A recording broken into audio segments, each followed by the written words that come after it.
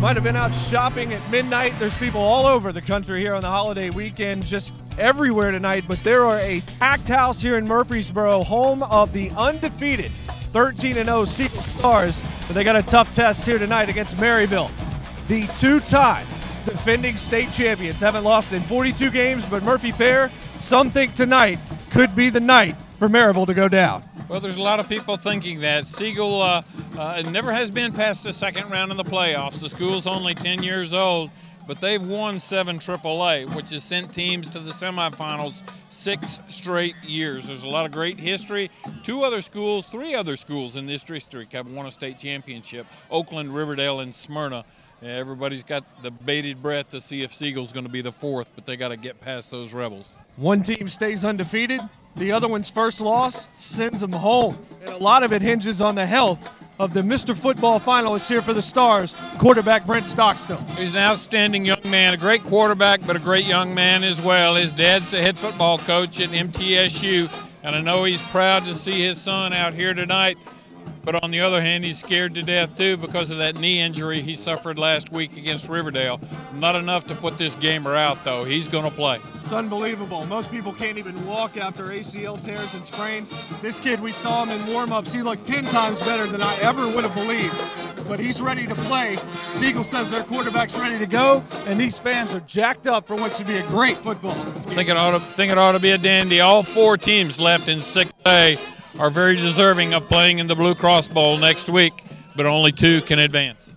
Only 2 can advance. We'll find out which one does here tonight in the 6A semifinal. Murphy Fair and Jason Martin will be back with the football game here shortly tonight for Play on Sports and the TSSAA Network.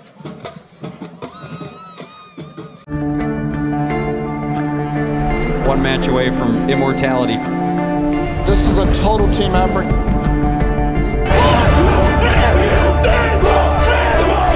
We're gonna come at you. One shot.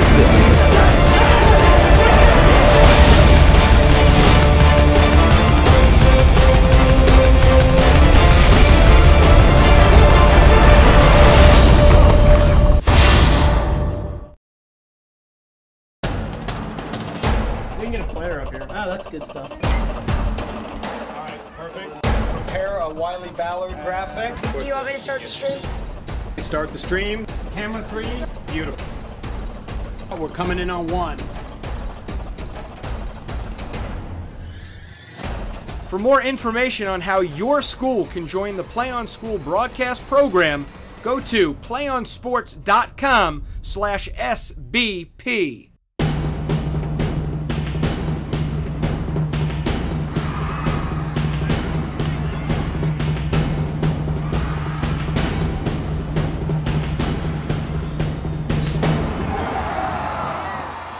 For complete live coverage of the 2012 Blue Cross Bowl Championships, check your local TV listing for the Tennessee Public Television station in your area or log on to ESPN3.com. Folks, here we are, Siegel High School, Murfreesboro, Tennessee, state semifinal in 6A, and a trip to the championships on the line.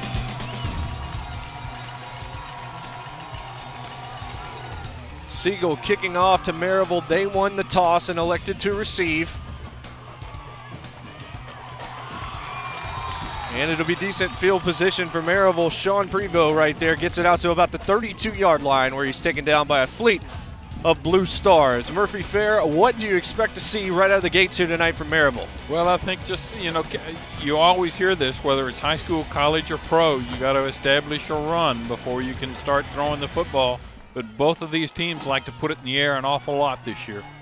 Nick Myers at quarterback. He's number 11. 34 touchdowns through the air this year. 2175 total yardage. And he's on the rollout left, and he's in trouble. A couple of Stars in on that play. And he's going to go down with the sack. And that was Deontay Ewing, who also plays tight end, but the linebacker right there with the stop, and that puts the ball back to the 28. Jason, we hear so much about this Siegel offense, but the defense is equally as stout. They're a pretty stingy bunch and don't give up a lot of points. So many storylines in this game. We're so glad you're with us here tonight. Play on Sports and the TSSAA Network. On the run, Out to the left side on the sweep is Corey Bush, and he gets the ball out near the 35-yard line. That's a gain of 7. Maryville, a team that is accustomed to state semifinal round play. They have 13 state championships to their credit. But Coach George Quarles said the last time the Maryville team played in Murfreesboro, it's when the state championships were at MTSU. He hadn't played on any of the high school fields here in Rutherford County. This is the biggest game by far that's ever been played here in this stadium. 3rd and 6 here, and it's complete, and that is trouble. TJ Kimball, big reception and a nice throw from Nick Myers to get the first down.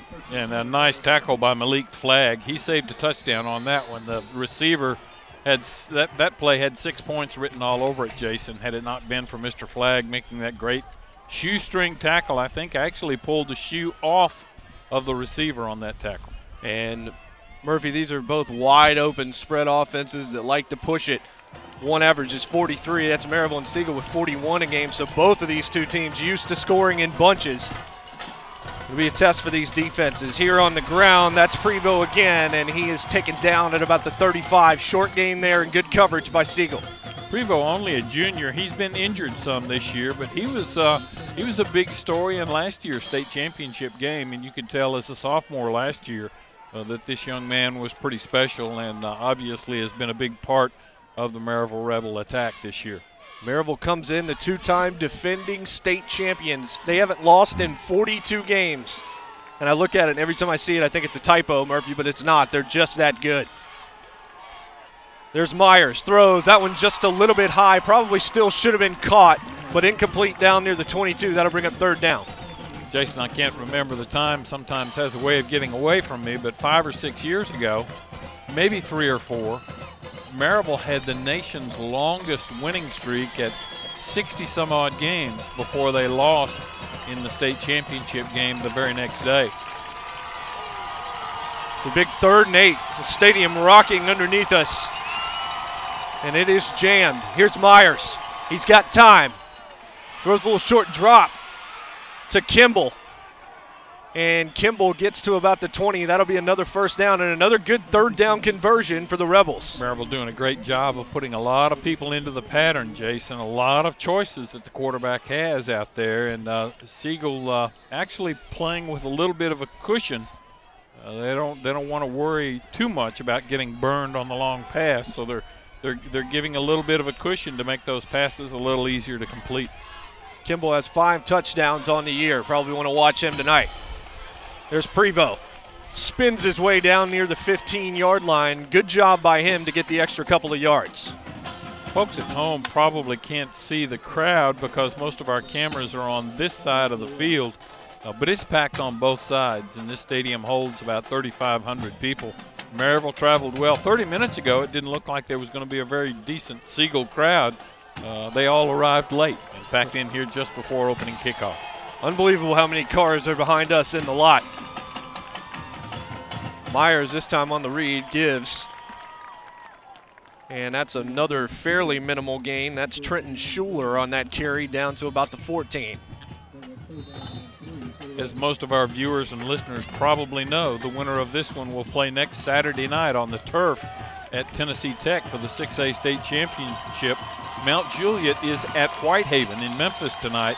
The winner of that will be the opponent for the winner of this game. This time Myers has 2 backs with him.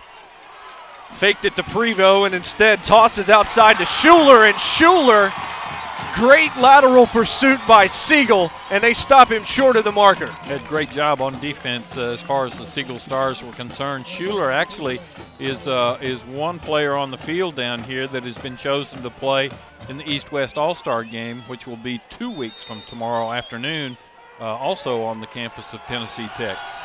Fine running back for the Maryville Rebels. So here we go, 4th and 3, and Coach Quarles rolling the dice. And there is a flag on the field. I think a Siegel Star stepped into the neutral zone.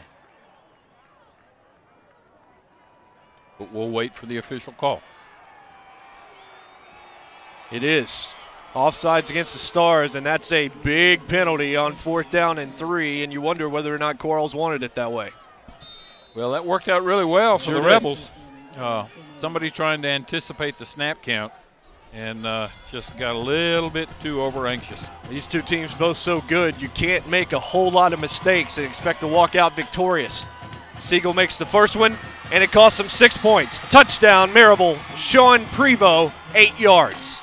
Pretty good two-headed monster in the backfield with that tandem that Maryville's Rebels have, and with 7:47 left, and in the opening quarter, Maryville jumps on top 6-0. And this stadium got quiet. Certainly did. Storyline all season long, or excuse me, all week long, has been the Siegel quarterback, Brent Stockstill, who went out with an injury last week, and there was a lot of concern that his high school career may have been over. But he's, as we said in the pregame, he's a player. He's a gutty young man out there, and short of going onto the field on crutches, he wasn't going to be denied tonight. And it'll be interesting to see how number 7 fares for the Siegel Stars as they get set to go on offense. Miguel McNelly's extra point was good, and you just saw just a little bit of the crowd. And you're right, Murphy, it's jammed, and most of them were on their feet. They've started to settle down. It is a cold night, and there's a bit of a wind that's making it just a little bit chillier out here. But yes, all eyes are on the Mr. Football finalist for the state of Tennessee, Brent Stockstill, and what he's going to be able to do tonight should largely determine what Siegel's going to be able to do against such a good football team in Maryville. Semifinal round all across the state of Tennessee tonight. 12 games. Division II's finalists have already been determined. They play on Thursday night.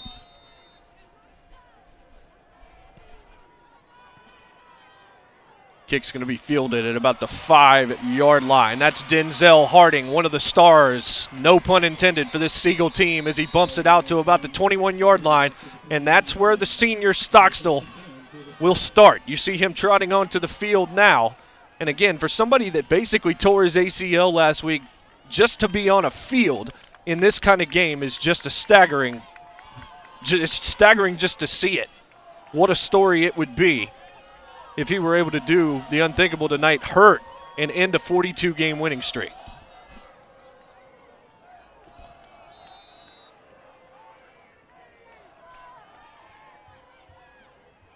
First play of the game is just a give to Harding. And Harding busts his way for a first down and more. Gets about 16 on the first play of the game for the Stars. Harding had quite a sophomore season last year, Jason, and has been the go-to guy as far as the ground game for Siegel has been concerned this year. And that is him again. And it looked like he's going to be taking down Murphy inside the 40 and gets it out to about the 45-yard line. Just very good vision to find the hole and then eat up a few yards. Yeah, he's really a fun kid to watch on the football field. And he was just a step or two away from breaking that one for about a 70-yard run. Another run, this time it's Andrew Knox, and Knox gets taken down at about the 45, so a short gain there. Really 3 big players for Siegel that everybody's talked about all year. Brent Stockstill, the senior quarterback. Denzel Harding, we've already seen plenty of him. And Tay Martin, the wideout. Here, the Rebels collapsing down on Denzel Harding and stopping him for a short gain. A lot of people have zeroed in on Stockstill as to the outcome of this ball game. I think obviously that'll have a lot to do with it, but the offensive line for Siegel will also play a key role in this ball game. If they can give him the protection he needs, then he can be a very effective leader in that offensive backfield. But this Maryville defensive front is a pretty veteran group. It looks like we may end up having a measurement on this one. It's really, really close. From here, it looks like they have it by about half the football from what I can see. But it's probably close enough for a measurement. It's either going to be 4th and an incredibly short one or a first down by half the football. Siegel wastes no time between plays. You've seen that already. Can barely call one, and they're already running the next one. First down for the Stars. Fresh set of downs for Stockstill and company.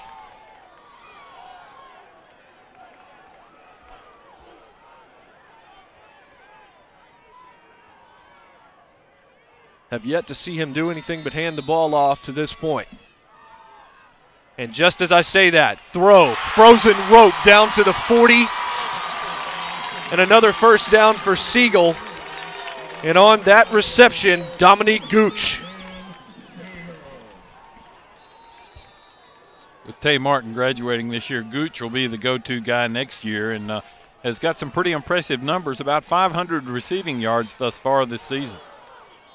Tom, a little bit of miscommunication as Gooch continued to move towards the left, and it looks like Stockstill thought he was going to cut back up the field. Incomplete pass. By far the coldest game that we've had in Middle Tennessee this year. The players seem to be adjusting to it rather well, though. Harding on the carry again. He'll take it down to about the 37. That'll set up about a third and about 7. So third and long upcoming. We'll see if they try to air it out again. Siegel crowd over here is awfully quiet, waiting for that big play to generate, I guess. Into the flat, and he had room over there, but Knox was unable. That was a quick pass from Stockstill, and he just wasn't able to get the hands on it. I think he took his eye off the ball just ever so slightly. Looks like the Stars are going to go for it on 4th down. May see a lot of that tonight. These two teams love to score, and they probably know that the other team's going to score a lot as well, so you don't want to punt the football back and potentially go down more than one possession. Or they're going to try and draw them off and make this easier. Stockstill throws. That's Tay Martin. Tay Martin breaks free at the 10, the 5, 7-6. Courtesy of Stockstill to Martin from 37 yards. That just goes to show you what this Siegel team needs insofar as Brent Stockstill being on the field. A great leader. He knows the game as well as the coaches on the sideline. After all, his dad's the head coach at MTSU. And he was a quarterback under Bobby Bowden down at Florida State, so certainly the right pedigree. And the good news for Stars fans is a torn ACL doesn't mean that the kid doesn't have an arm. That's right. He can still throw the football, and he does that very, very well. So Harrison Reed on to add the extra point. Good hold. And we're tied, 7-all, 5:28 to play in the first quarter here from Siegel High School. Nobody's surprised that this is going to be good, but just I'm sure these Stars fans seeing their quarterback out there throwing a couple of good-looking passes, that has to get them a little bit riled up here on this Black Friday in Tennessee. You know, Jason, at this rate, the over and under on this game may be 75 or 80 points. Very possible. Because they both do like to light up the scoreboard. But it should be a lot of fun to watch. Well, both teams have shown a lot of poise here. Siegel didn't let that early Maryville touchdown get them down. They just marched right down the field and answered the call. It'll be interesting now to see if Maryville can come back and answer this score. And Stockstill before the game, and now he's back at it. He's at this bike, this exercise bike over by the sidelines, probably trying to just keep things from tightening up on him down there. Braced very heavily and taped on his right leg, but looked pretty good right there.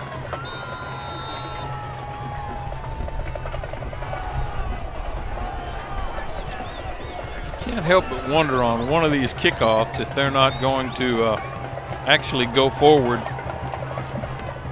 and kick it on one of those rugby scrums. Just one of those things you can never get comfortable against a team that does stuff like this. There's Reed's kick. High, fairly short, fielded at about the 14-yard line. It's Prevost. And he gets it out to about the 30. Well, considering we're in the middle of November right now, this field is in remarkably great shape, Jason. I don't think footing. We haven't had a little bit of rain here yesterday, but I don't think footing is going to be much of an issue here tonight for either team. Just some cold hands out there trying to catch these passes.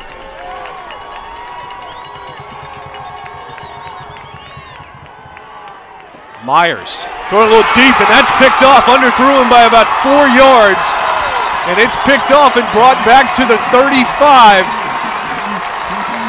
And that's Nick Peters, I believe. No, Jace Tyson. Tyson. He already had 8 interceptions on the season coming into this ball game. 9 picks now for that outstanding defensive back. And that one was on Myers. He underthrew his guy by about 4 yards. He did have a cushion, but it was an easy INT for Tyson. Stockstill throws out to the flats, and I think that's Harding, and that's a short gain. Actually, they got him about 3 yards behind, 2 or 3 yards behind the line of scrimmage there. That play just didn't materialize very well. Almost as though Maryville had it had an earpiece or a microphone in the Siegel huddle. Gooch in the slot, and Martin split out wide to the left.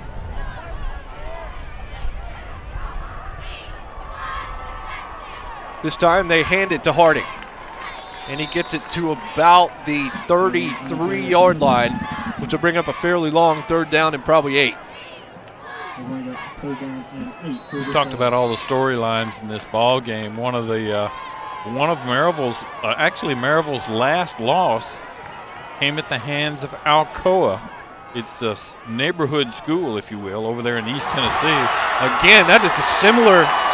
Tay Martin, you can't give him any room at all as he gets it down to about the 23, and that should be good enough for a 1st down. They are moving the chains. And that Alcoa team that beat Maryville 2 years ago is coached by Gary Rankin, who used to be at Riverdale. And Siegel head coach Greg Wyant is a Gary Rankin pupil, if you will. And Wyant and Quarles, over the Maryville coach, are very good friends. So it's just an interesting dichotomy all night. This is a little pass out to the flat again to Harding. And Harding gets it down near the 10-yard line. Siegel offense, as advertised so far in this game. 3:51 to play, and they're knocking on the Maryville door again. And we've got someone down on the field. But Harding with a great burst of speed after catching that ball. Looked as though that may very well provide some serious problems for the Maryville defense later on this evening. Can't hardly see who that is down on the field. Hopefully it's not a very serious situation, but Coach Quarles out there on the field right now looking over his player. 7-7 the score in this one, as we mentioned. Mount Juliet and Whitehaven getting it on down in Shelby County tonight for the other appearance, or the other team to play in next week's Saturday night at 7 o'clock 6A state championship on the campus of Tennessee Tech. Looks like the injured player for Maryville is Dylan Shinsky, sophomore linebacker. Don't really know the nature of the injury, but not a lot of movement on the part of the player out there on the field right now. I saw him kind of pounding his left hand, and that usually indicates that you're in a lot of pain. And it's probably not the left arm. The officiating crew tonight, I understand, out of the city of Chattanooga. Generally, when you get to the semifinal round, the officiating crews are not from the same general area of either team involved in the ball game. I understand maybe there was a Chattanooga crew involved in Siegel's game last week, and now it looks as though we're going to get an ambulance out on the field to take that not young good man news. to local hospital. See all the Stars players down on one knee, all the cheerleaders as well. Respect to the fallen Rebel player.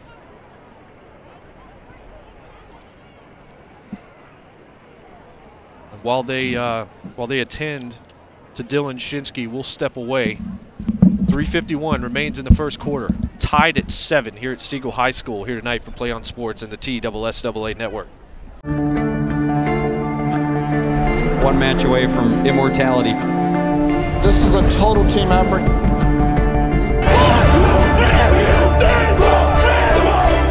gonna come at you. One shot at this.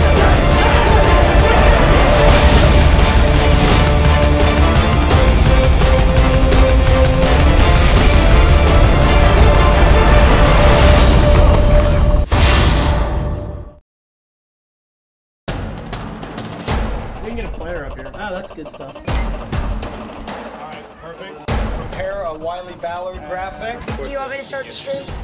Start the stream. Camera 3, beautiful. We're coming in on 1.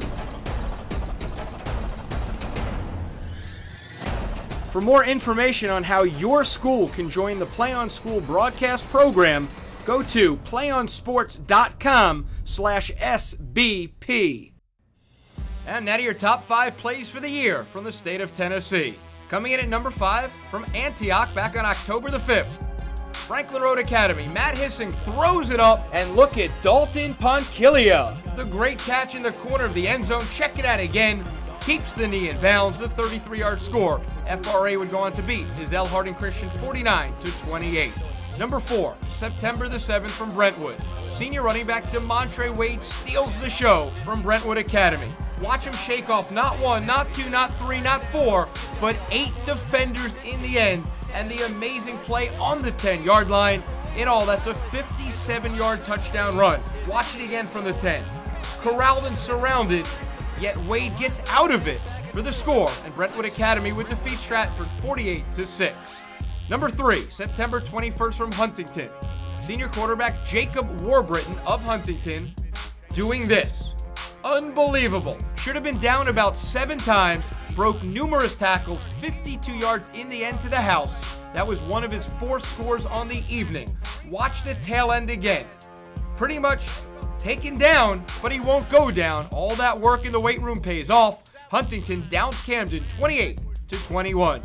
Coming in at number 2, August the 17th from Clinton. Wide receiver Davis Howell of Christian Academy of Knoxville. The behind-the-back catch. Unbelievable, 19 yards in all. CAK takes care of Anderson County in a shootout, 76-45. Guys, this is a Sunday catch right here. This isn't Friday night. And your top play from the state of Tennessee, October the 19th from Memphis. Junior Breck Ruddick of Christian Brothers, rumbling 50 yards in all. First he's left, then he cuts back. Watch the big block from his teammate Anthony Miller right there. And then in the end, Ruddick strolls in for the touchdown, and Christian Brothers, the 49-6 win over Douglas. Breck Ruddick will take it for the rushing touchdown. What a run by Breck Ruddick. Those are your top 5 plays of the year from Tennessee from Play On Sports. High school sports lives here. So we're back to Siegel High School, and in a great show of respect from the Siegel fans as well as the players and coaching staff. As Dylan Shinsky was loaded into an ambulance, we don't exactly know the nature of his injury. We're going to try and figure that out for you as soon as possible and get you updated on it. But they all stood and applauded mightily for this kid. And nobody wants to see this at all. But football will resume here momentarily. As you can see, an ambulance was needed on the field. I don't think the ambulance was used last week, but nonetheless, in the big game with Riverdale, it was the Siegel quarterback, Brent Stockstill, that everybody was standing holding their breath for last week.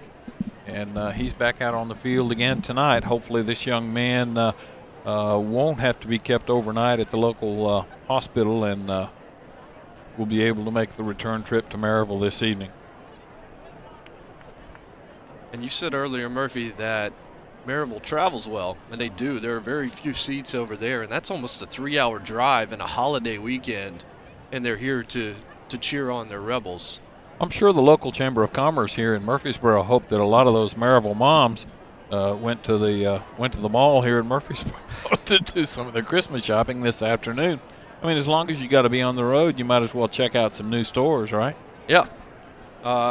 Couple of scores that we can update you on right now. Beach is actually up right now, 8-7 on Jackson Northside near the end of the first quarter. Friendship Christian and A.J. Long up 7-6 with 2:21 left in the first over Boyd. And Whitehaven and Mount Juliet out in Memphis tied at 7. So similar to this game, very possible shootout there. I wouldn't be at all surprised if we don't have a lot of close games all across the state tonight. An awful lot of good teams are going to be eliminated from the playoffs tonight. It's the unfortunate thing about playoff football is you have to say goodbye to some really good teams and some really good players. And Tennessee has had its share this year.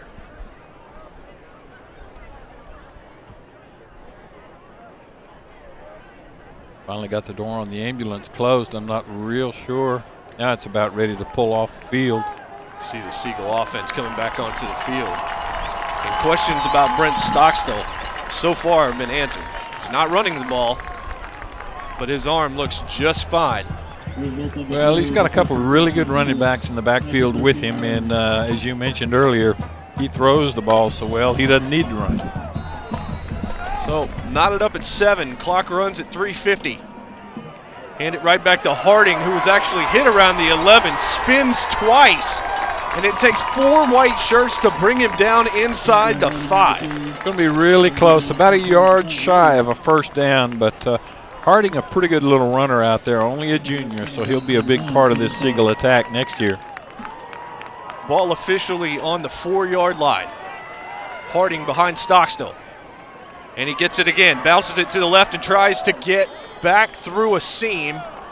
And he's close but doesn't get in. Doesn't get into the end zone but does get the first down. And now Siegel will have 4 tries inside the 2. First to go for the 1 and Harding. Second effort, good. Touchdown, Stars. 13-7, they lead.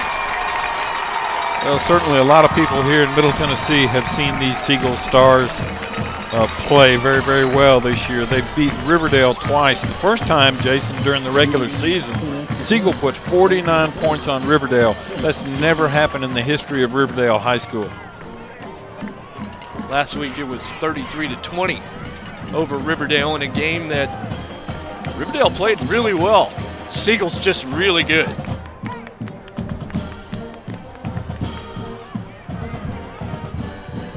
A little bit high on the snap, but good hold, and it's through for Reed. So a touchdown now separates the Stars and the Rebels. 2 mistakes really have been made in this football game, Murphy. The penalty that basically gave Maryville the first down that led to their touchdown, and then the big interception moments ago. Be interesting to see. I think the only time Maryville has been behind in a ball game this year was in that knockdown drag-out battle with Alcoa that was on national TV on ESPN or on the ESPN network, and it'll be interesting to see how this Maryville team reacts to being behind. It didn't seem to bother them in the Alcoa game, but they can't afford to let this Siegel team get 2 or 3 touchdowns up on them. For sure. Well, you have to think Coach Quarles told his team this one's going to be tough. This might be the first time they've really been challenged all year. They knew it going in, and so far that's exactly what we've seen. Siegel with an incredibly prolific offense, and they move quickly. They don't give you a whole lot of time to catch your breath on defense, and they're very precise, and that could cause trouble all night long for the Rebels. But they're pretty good too.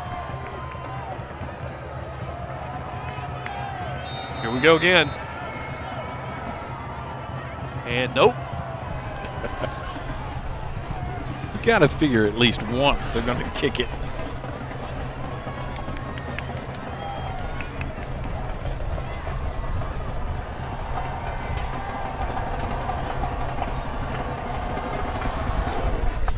And there's Reed's kick. This one a little bit lower, a little bit deeper. Fielded and not cleanly by Prevost. Had to go back to the 5 to get it. And luckily for him, makes it back to the 20. That could have been disastrous for the Rebels. It really could have mishandled the kick there. But, you know, so many times when you see that happen, the kicking team overruns the play a little bit, and sometimes that results in a very long return. Siegel did a good job of covering things, though. So let's see what Nick Myers does after the interception. First thing he does is hand the football off to Trenton Schuler, and Schuler is rocked and doesn't get much. Great big defensive line there for the Siegel Stars, and they're making life awfully tough on that Maryville offensive backfield right now. Less than 3 minutes remain in the opening quarter. The homestanding Siegel Stars up on Maryville 14-7. Both quarterbacks like the shotgun. This time, man in motion. And Schuler gets to carry it again. This Stars team doesn't mind hitting you. Nick Peters, number 43, only a junior, But he put a punishing hit on the ball carrier that time. It's a big 3rd and 6 coming up. Rebel fans have not seen much of this over the last several years. Almost motionless on that side of the field right now. Here's Myers.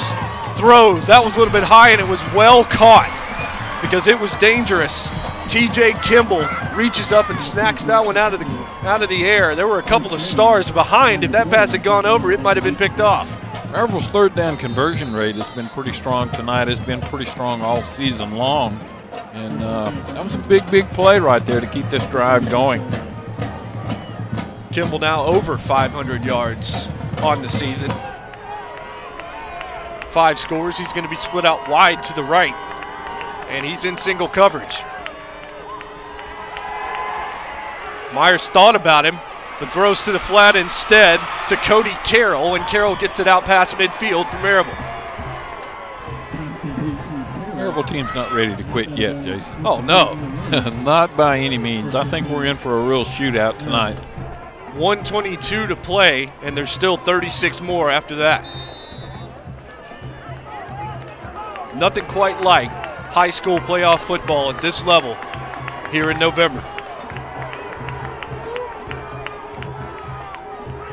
Myers to hand off to Prevo, and Prevo gets to the 40, and an official gets trucked in the process. Lost his hat. He's a gamer too. He bounced right back up. I think he lost a whistle. You know, that was his glasses. That brings to mind an interesting point, Jason. This year, for the first time in the state finals next week, in each game, there's going to be a standby official on the sideline, ready to go in at a moment's notice in case an official does go down.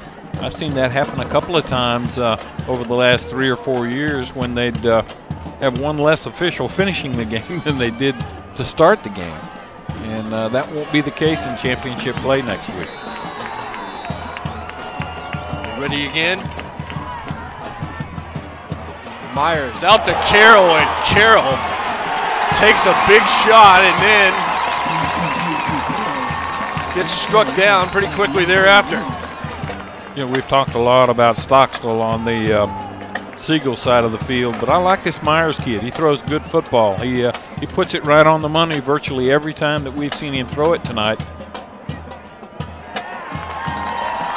The guy who delivered that hit was Jace Tyson.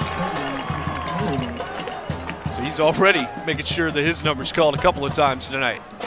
Wondering if we've got a penalty on the play. Maryville's backing up as though there's a big one over there. But so far, we've seen nothing. No laundry on the field. There is a discussion with the Maryville coaching staff and the Stripes. And also a discussion with the Siegel captain.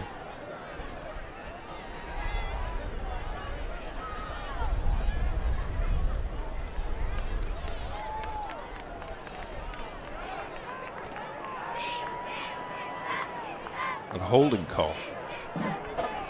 But the defense played so well on that play, they're going to decline it, take the down instead, and the loss. Interesting choice, but probably not a bad one. Well, you don't want to give this Maryville football team any more snaps than you have to, and that's probably a good job on the defensive captain there by declining that penalty. 2 backs with Nick Myers. Myers with plenty of time, and then he ran out of time. And it was actually John Simpson who shed a block and just brought Myers down. Big number 88, the biggest play of the game so far. And it was Brad Fields, Murphy, that had the block, and he just couldn't hold him. He got around it, wanted a little bit more, and that's another loss. And that brings up 3rd and a mile. Simpson's 6'6". He's kind of hard to deal with out there. Yeah, that's a big guy. Myers is going to need a lot of yardage. He's going to settle for short yardage and hopefully some YAC. Prevo gets it down to about the 38, which is near the original line of scrimmage. So that's going to bring up a long 4th down for Maryville, and it could be decision time again. but they'll have a few moments to do it as the first quarter has ended. Siegel leads it 14-7. We'll step aside and be right back. Thanks for being here tonight with us on Play on Sports and the TSSAA Network. We can get a player up here. Oh, that's good stuff. All right, perfect. Prepare a Wiley Ballard graphic. Do you want me to start the stream? Start the stream. Camera 3. Beautiful. We're coming in on 1. For more information on how your school can join the Play on School broadcast program, go to playonsports.com/SBP. One match away from immortality. This is a total team effort.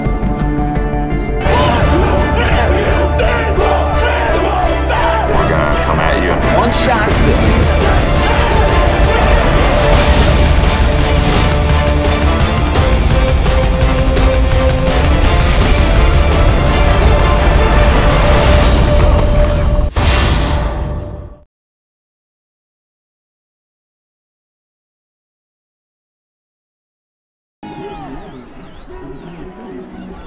Welcome back to Siegel High School. The Stars, the hometown heroes, 13-0 coming in, lead the 13-0 Maryville Rebels 14-7, but there's still 3 quarters of football left. Maryville 4th and 8, Murphy, and Nick Myers is on the field along with his offense. Big play right here. It'll be interesting to see this call. Gutsy call. Myers throws, complete. And a good catch and a good play call. Cody Carroll makes the reception down near the 20-yard line. You know, it's been interesting to watch, Jason, and you would think you would see this on Saturday and Sunday more often, but every time that Maryville's needed a first down, those receivers and the quarterback know exactly where that first down needs to be. They have not caught the ball short of the first down. They've always been 3 or 4 yards downfield from it. So that's pretty impressive. 3rd and a mile, they get the first down. Myers in a lot of trouble and gets just what he can. Which is basically -4. Loses some yards on the completion to Sean Prevost, but there were a pair of stars in the backfield. Actually about a 3-yard loss, I think. It's back to the 26. This Siegel defensive line has been hard for Maryville to contain. And they are sending guys, trying to challenge this quarterback, especially after making the early mistake, and see if they can rattle it.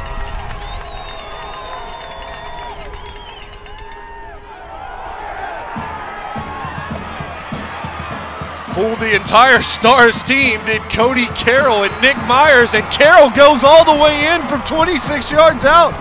It took us a few seconds to realize who had the football. By the time the team in blue did, it was too late. Big play for Maryville. Yeah, it was a great job on the offense there. There was only one defender on that side of the field. He didn't know whether to come up and stay with the receiver or come up and try and stop the running back in the backfield. And as it turned out, the tie went to the runner on that one. We're tied at 14. And that's what a team that's won 42 consecutive ball games does. 3rd and 19, no problem. First down and then a touchdown, and at 10:52 left in the second quarter, it's all knotted up at 14 here at Siegel High School. What a play call that was by Quarles and his team. Stars had a great chance to really make an impact on that Maryville team and stop them on that 4th down play. But Jason, we've seen it time and time again all evening already. They rise to the occasion. They get what they need to when their back's up against the wall. So it really looked like the momentum was with the blue and white, and Maryville may have just snatched it right back.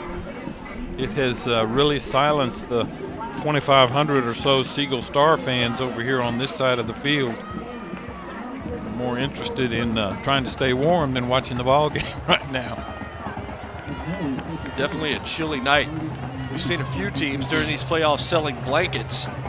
I don't think the Stars are doing that. They've missed out on a golden opportunity. McNelly's kick is short. picked up at about the 15. That runner just will not go down. I kept waiting for the whistle, but he wasn't going to be denied.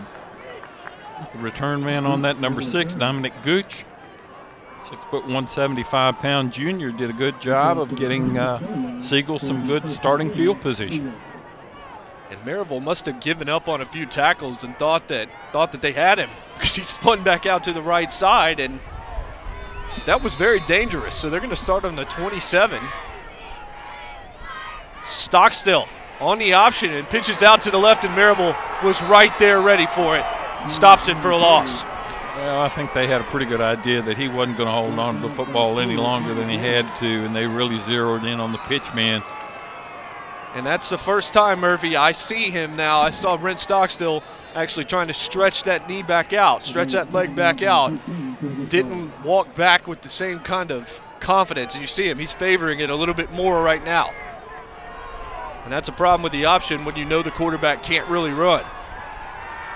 So he'll throw, and Gooch can't hang on to it. One thing this cold weather will do is make life very tough on the receivers. Their hands will be in pain at the end of this game. Get those hands cold, and you just don't have the same touch on the ball. And it's a good thing Stockstill doesn't throw a fast, quick, hard ball. Actually, yes, he does. He can. Mini farm out here. Stockstill rolls to his left, stays it alive, and that was almost picked off, and because of the deflection, it went right into the arms of Denzel Harding. A great job of concentration on Harding's part. As you said, the ball tipped by a Maryville defender, but not batted down, and still close enough for Harding to get his hands underneath it and pick up the big first down for Siegel. And Stockstill still looking pretty good and has a fresh set of downs close to midfield at the 45-yard line. This time he's going to throw a nice miniature little pass there to Harding, and Harding dragging red and white down the field near the 35-yard line. That's a strong kid. So much has been said about Brent Stockstill and Tay Martin on this Siegel football team this year, but the Harding kid has been a great weapon for Coach Greg White and company as well. This time it's Andrew Knox. It's next to Stockstill. Stockstill throws to Tay Martin. And Tay Martin, who loves to catch on the outside and come back to the inside, gets taken down around the 25 after finding his way towards another first down. Martin has an offer on the table from MTSU. A lot of people may wonder why Brent Stockstill is not committed to MTSU, but he and his dad made a decision back in the spring that he would not play for his father. But they'd love to get Tay Martin on that Blue Raider football team. A lot of teams would. Andrew Knox on that carry gets it to about the 23-yard line, and Stockstill actually has offers from Wake Forest, from South Florida, and from some other BCS conference teams to play quarterback for their squads. Well, he's like having the coach on the field. He knows the system as well as the coaching staff. This time, that's Jacob Hayes on the carry. And he gets it near the 20-yard line, probably about the 21, and that'll bring up about a 3rd and 6. 14-14, 8.5 minutes left to play in the second quarter, and so far this game has certainly lived up to its pregame hype. A couple of big plays in this game. And one turnover thus far. Stockstill to Harding. And Maryville does an excellent job at not letting Harding get any room at all. That was Isaiah Minot on that tackle. And a good job by him. Also in on that play, Justin Pearson. Well, they really didn't gain anything. 4th down, might have actually lost a little bit. 4th and a long 7 for the Siegel Stars. 4th and 8, and they're going for it. Stockstill evaded the pressure, somehow got that thing out to Andrew Knox, but Knox is nowhere close to the first down, and the Rebels will take over at the 7:33 mark of the first half. You've got to credit the secondary of the Maryville Rebels on that, Jason. The offensive line did a good job of giving Stockstill plenty of time, but his down the field receivers were covered like the proverbial glove, and he just had to dish off to maybe the third or fourth option receiver. Tackled by John Garrett on third down to stop Harding. Big time play in this football game. And that's a pretty good run right there by Prevost. Yeah, he showed his speed right there. It looked as though he was maybe going to be stopped for a 3 or 4 yard gain. Instead, he gets 9. And when you're the Maryville offense and you're looking at 2nd and 1, that's a great position to be in. They can burn one here, maybe even burn another one and still go for it. 2 to the left, 1 to the right for Nick Myers. And Myers actually keeps this thing, faked it to Prevost, went straight ahead to try and get the first down, and I think he got just enough to move the sticks. I think he did too. And the officials echo our comments.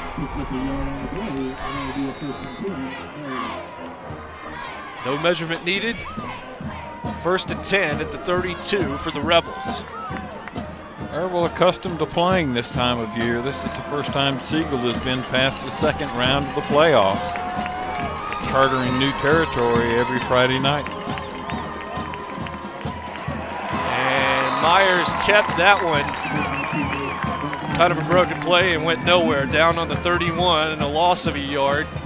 Nick Peters, junior linebacker, number 43, the first contact. Siegel's got some dandy linebackers, and the majority of them will be back next year. So this defensive unit is still going to be pretty stout next year, I think. Myers with time. Oh! Well, Cody Carroll was the unlucky recipient of the completed pass. Another one of those junior linebackers, number 41, Sean McKnight, making a nice hit. Tough shot. Kind of got this Siegel crowd fired up a little bit. This is the first time that, I think first time Maryville's been looking at a 3rd and 10 situation. They were 3rd and 9 though. They're 3rd and 19 down here. Well, that's right. So they've proven they can do it, and Siegel knows, and their fans know what they're up against. Myers.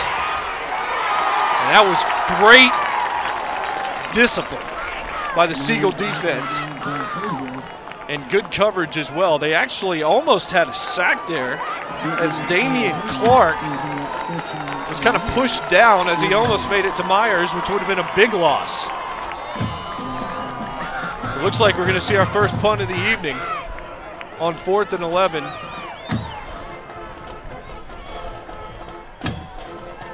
And there was one guy that was close to potentially blocking that for Siegel. But the ball rolls and actually takes a Siegel roll, and it's going to be pretty good field position for the Stars. Only about a 25-yard punt. The wind kind of got a hold of that one a little bit, Jason. Just coming out of the north at a pretty good rate. It hasn't been windy most of the day, but over the last 3 or 4 hours, it's really started to pick up. That was actually a direct snap to Harding. And he's taken down after about a 2-yard gain. Little shades of the Wildcat offense a little bit on that play. But a little bit more deceptive since Stockstill was still in the game.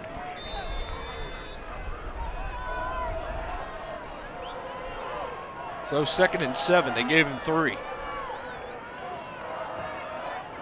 Looks to his left, had nobody. Looks back to his right, has Harding, and Harding slips at the 49. He may have been able to make a move. There were a couple of Maryville players over there, including John Garrett, number 12.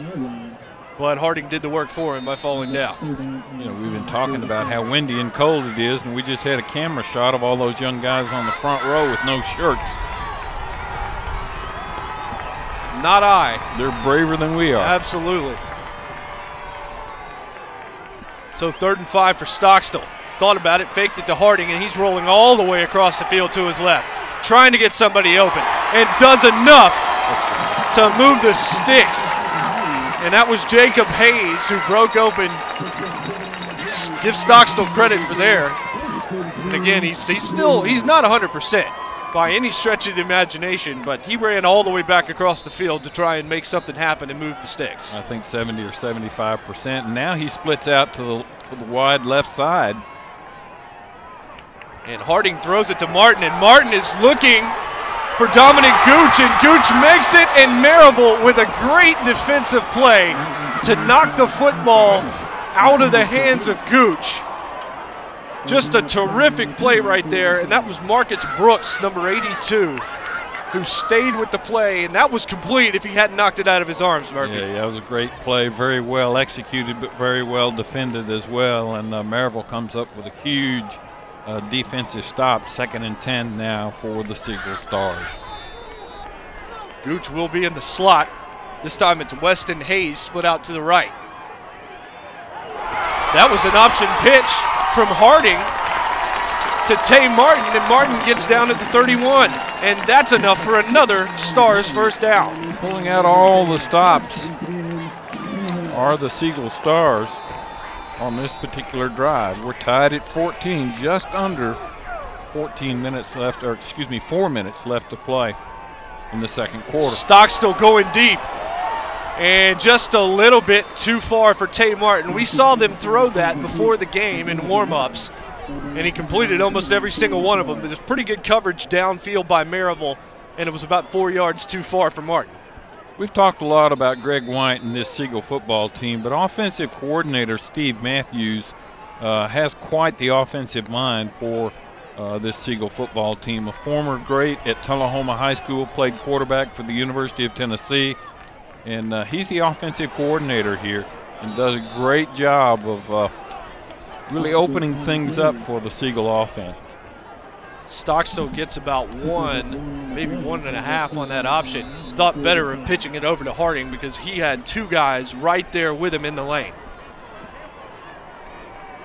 Got to figure Coach Wyatt and the rest of the staff are all holding their breath on that one too.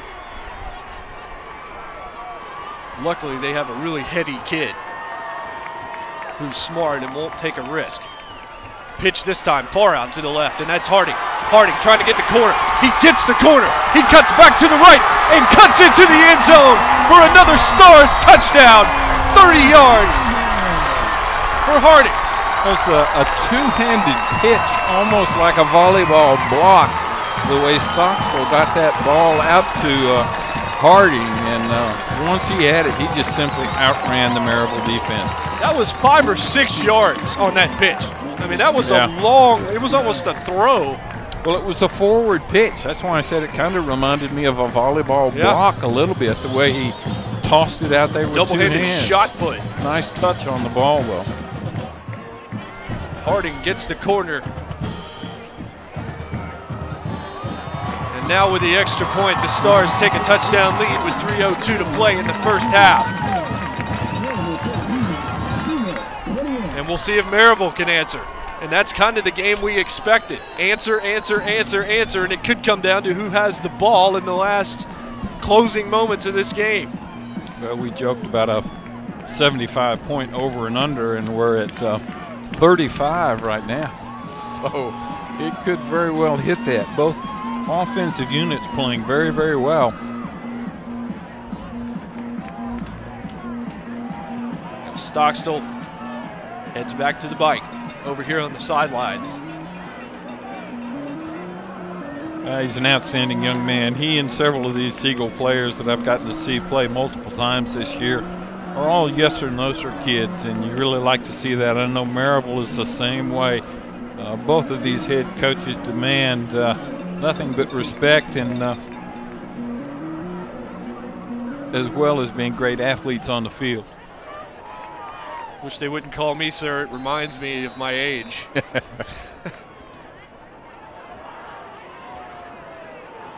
I would prefer pal or bro. Harrison Reed set to kick it off. As Maryville behind again. But we know what they're capable of. Over 40 points they average. Reed, this time with the wind at his back, gets this one down to near the 5-yard line. Prevo with the ball, and he won't go down. Very similar to what we saw on the other side of the field. And gets that thing out to about the 25-yard line, so another good return. And the Rebels, Nick Myers and company, come onto the field down a touchdown, 2:51 to play in the first half. So we'll get to see if Maryville's got a 3-minute drill here, Jason. I think they're probably capable of a 25 or 30-second drill if they had to. Maybe not against this team. This is a solid run for a first down. And that was actually not Prevost. That was Trenton Schuler. And Schuler had actually not done a whole lot to this point. They'd done a good job on him, but there he actually got space and got some blocks out to the right and gets enough for a first down. Clock continues to run. Shouldn't be an issue. Both teams have full timeouts if they need them. Myers on the short rollout to the left. Throws complete. Chris Raymond out of bounds around the 45. Talked to Coach Quarles before the ball game. They stopped and ate at Cedars of Lebanon State Park, just north of here on Highway 231. And they were worried about Cracker Barrel and the lines because they bring a fleet of folks. Yeah, he said his entourage was about 100 and, what did he say, 25 or 30 people? A good amount of folks, and right there, that's Chris Raymond again. So two passes in a row from Myers to sidelines to Chris Raymond, the senior wideout, and the response is 2 first downs. Moving the ball well, have not used very much time at all. Kind of a picture-perfect situation for Maryville right here to come back and maybe tie this thing up just before the half. 1st and 10 for Maryville. 2:18 to play in the first half. That's Schuler again, going to the right. He was successful the first time, he's successful again, and he's still on his feet, my goodness. Out near the 20. Never did get him down. Forced him out of bounds, but never did get him down, and that's why the Maryville crowd is so excited.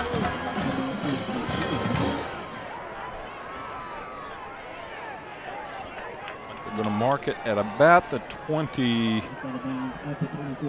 or 3 yard line. We've got a face mask against Siegel, so that's going to put it even closer to that star end zone. That'll be tacked on to the end. And still walking it off and stop at the 19-yard line. 2:06, so plenty of time for Maryville. Siegel may see the football again with time for themselves. Apparently that was an incidental face mask rather than intentional, since it was only a 5-yard walk-off.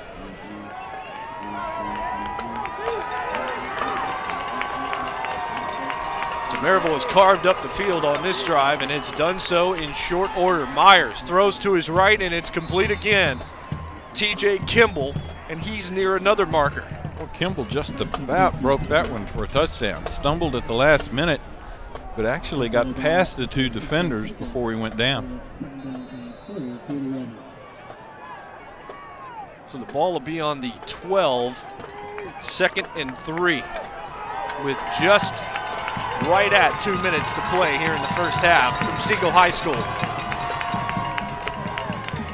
Myers on the short handoff. I think that's Schuler again. Yeah, it was Schuler. And he did not get enough. We'll leave 3rd and a yard. Clock continues to run. 1:39 and running. Big play for both teams right now. This time it's Prevost, and that'll move the chains. Prevost's got great speed, and he got it outside. Some good blocking inside, and once he turned the corner, he got the needed territory. So it'll be 1st and goal from just outside the 5-yard line for Maryville. And it's Prevost spinning his way and falling backwards into the end zone for another Maryville touchdown. That one was 6 yards. Jason, you called it back in the first quarter. It may be a case of who scores last. is who wins the ball game, because it's just been back and forth ever since that first touchdown. And that's what you want to see. If you're a fan at this level, you want to see both offenses really playing well and both defenses making shots. And they both stepped up.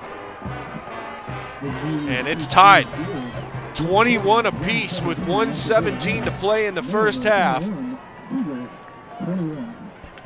And let's take a look at that touchdown again.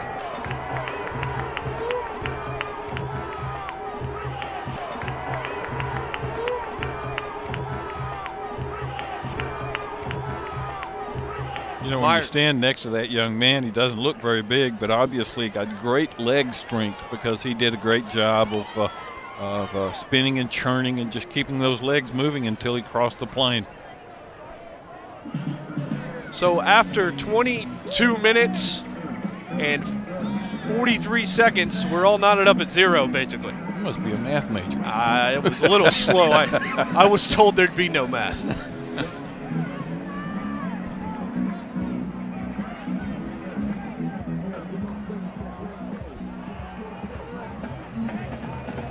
Two really good football teams.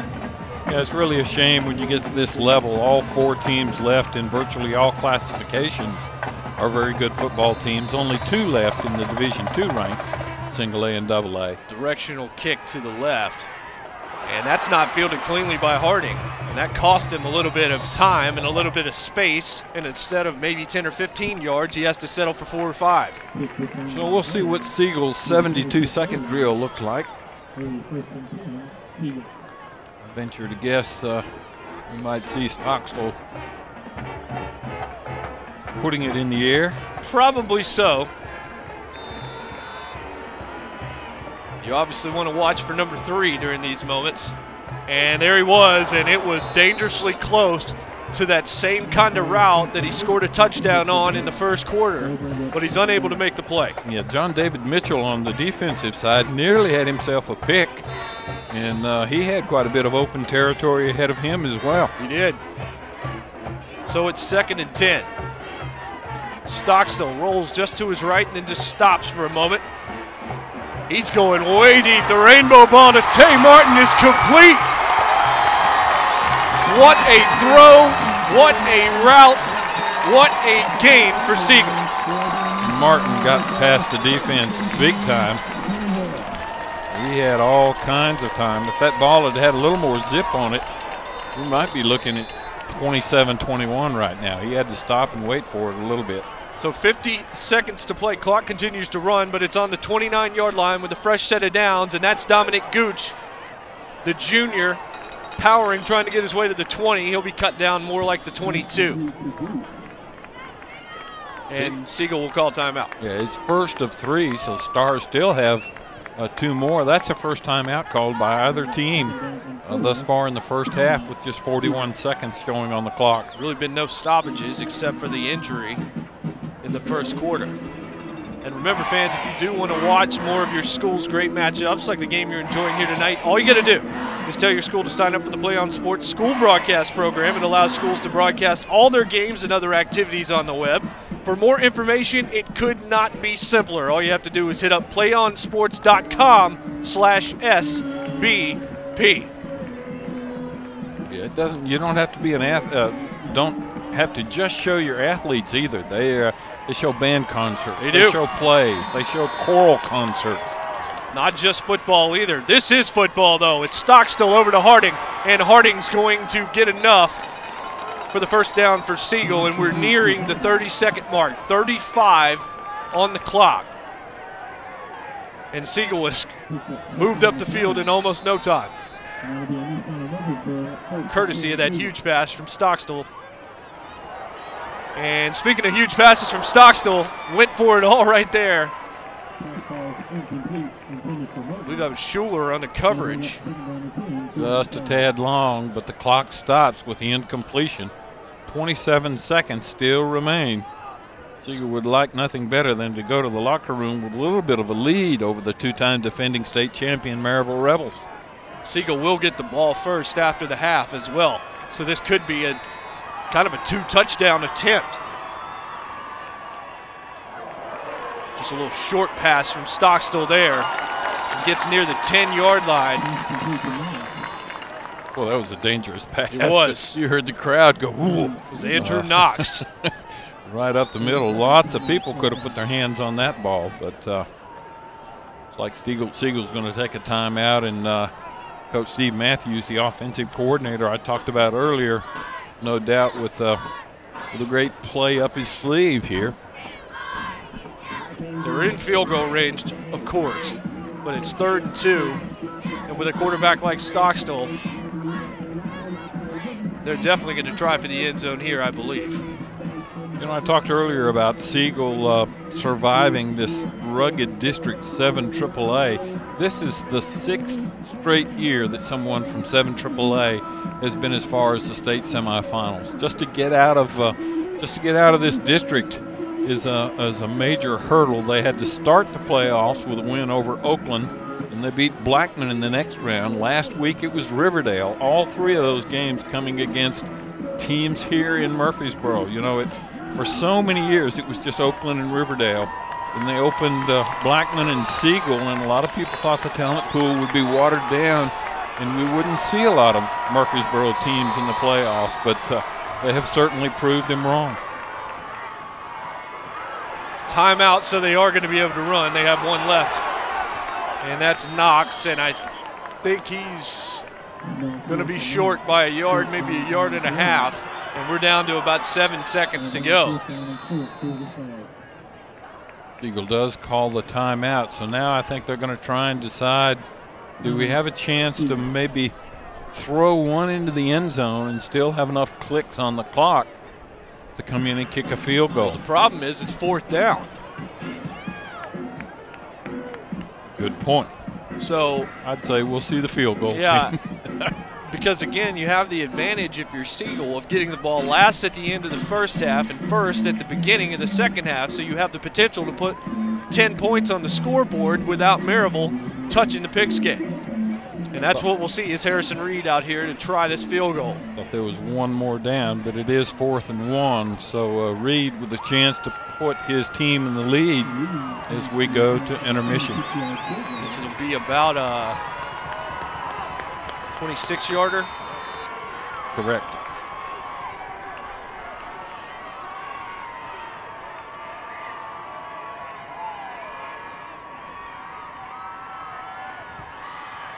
Kind of freeze frame there for a moment. Reed nailed it. Knocks it through. 4 seconds to play in the first half, and Siegel leads 24-21. The holder on the play kept looking back, waiting for the signal from Knox, and I was a little concerned that we might have a delay of game called. They got the snap off just in time, and the Stars go up 24-21. Looked like a still frame. It really did. Nobody moved for what seemed like an eternity. But when they did, Reed put it through. Tried and true for the blue of Siegel. In this cold weather, that'd be a bad time to get a cramp, wouldn't it? Yeah, that would not be good at all. So we'll see what they choose to do here.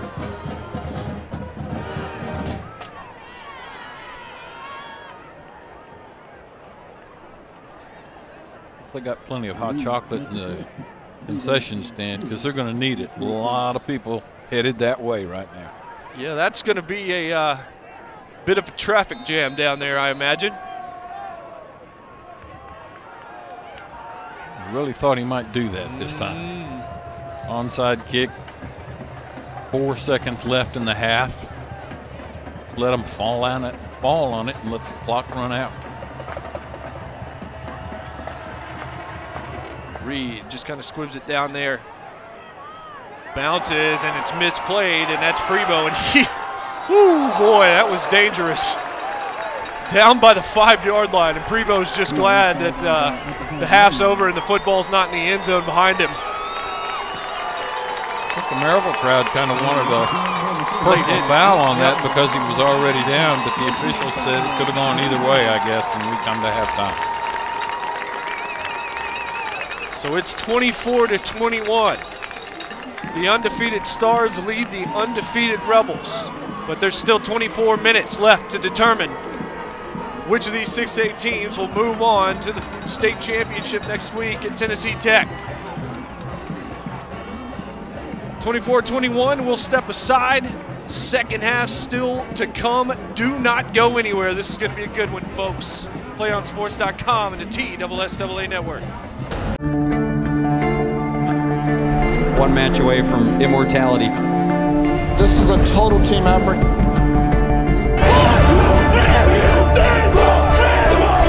We're gonna come at you. One shot at this.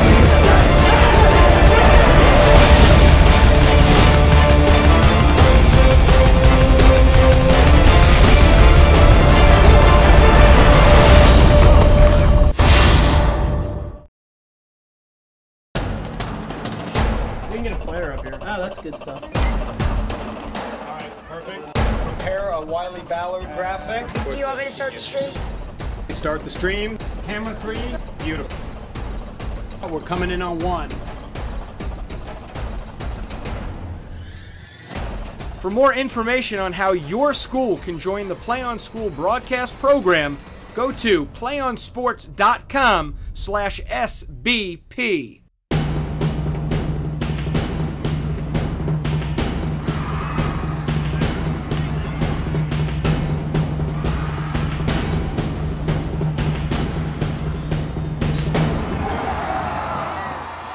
For complete live coverage of the 2012 Blue Cross Bowl Championships, check your local TV listing for the Tennessee Public Television station in your area or log on to ESPN3.com.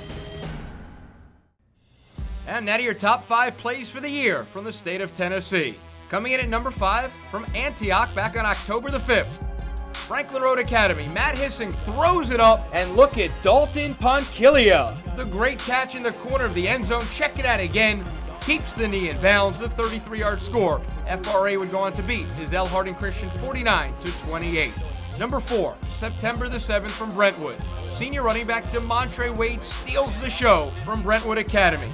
Watch him shake off not 1, not 2, not 3, not 4, but 8 defenders in the end, and the amazing play on the 10-yard line. In all, that's a 57-yard touchdown run. Watch it again from the 10.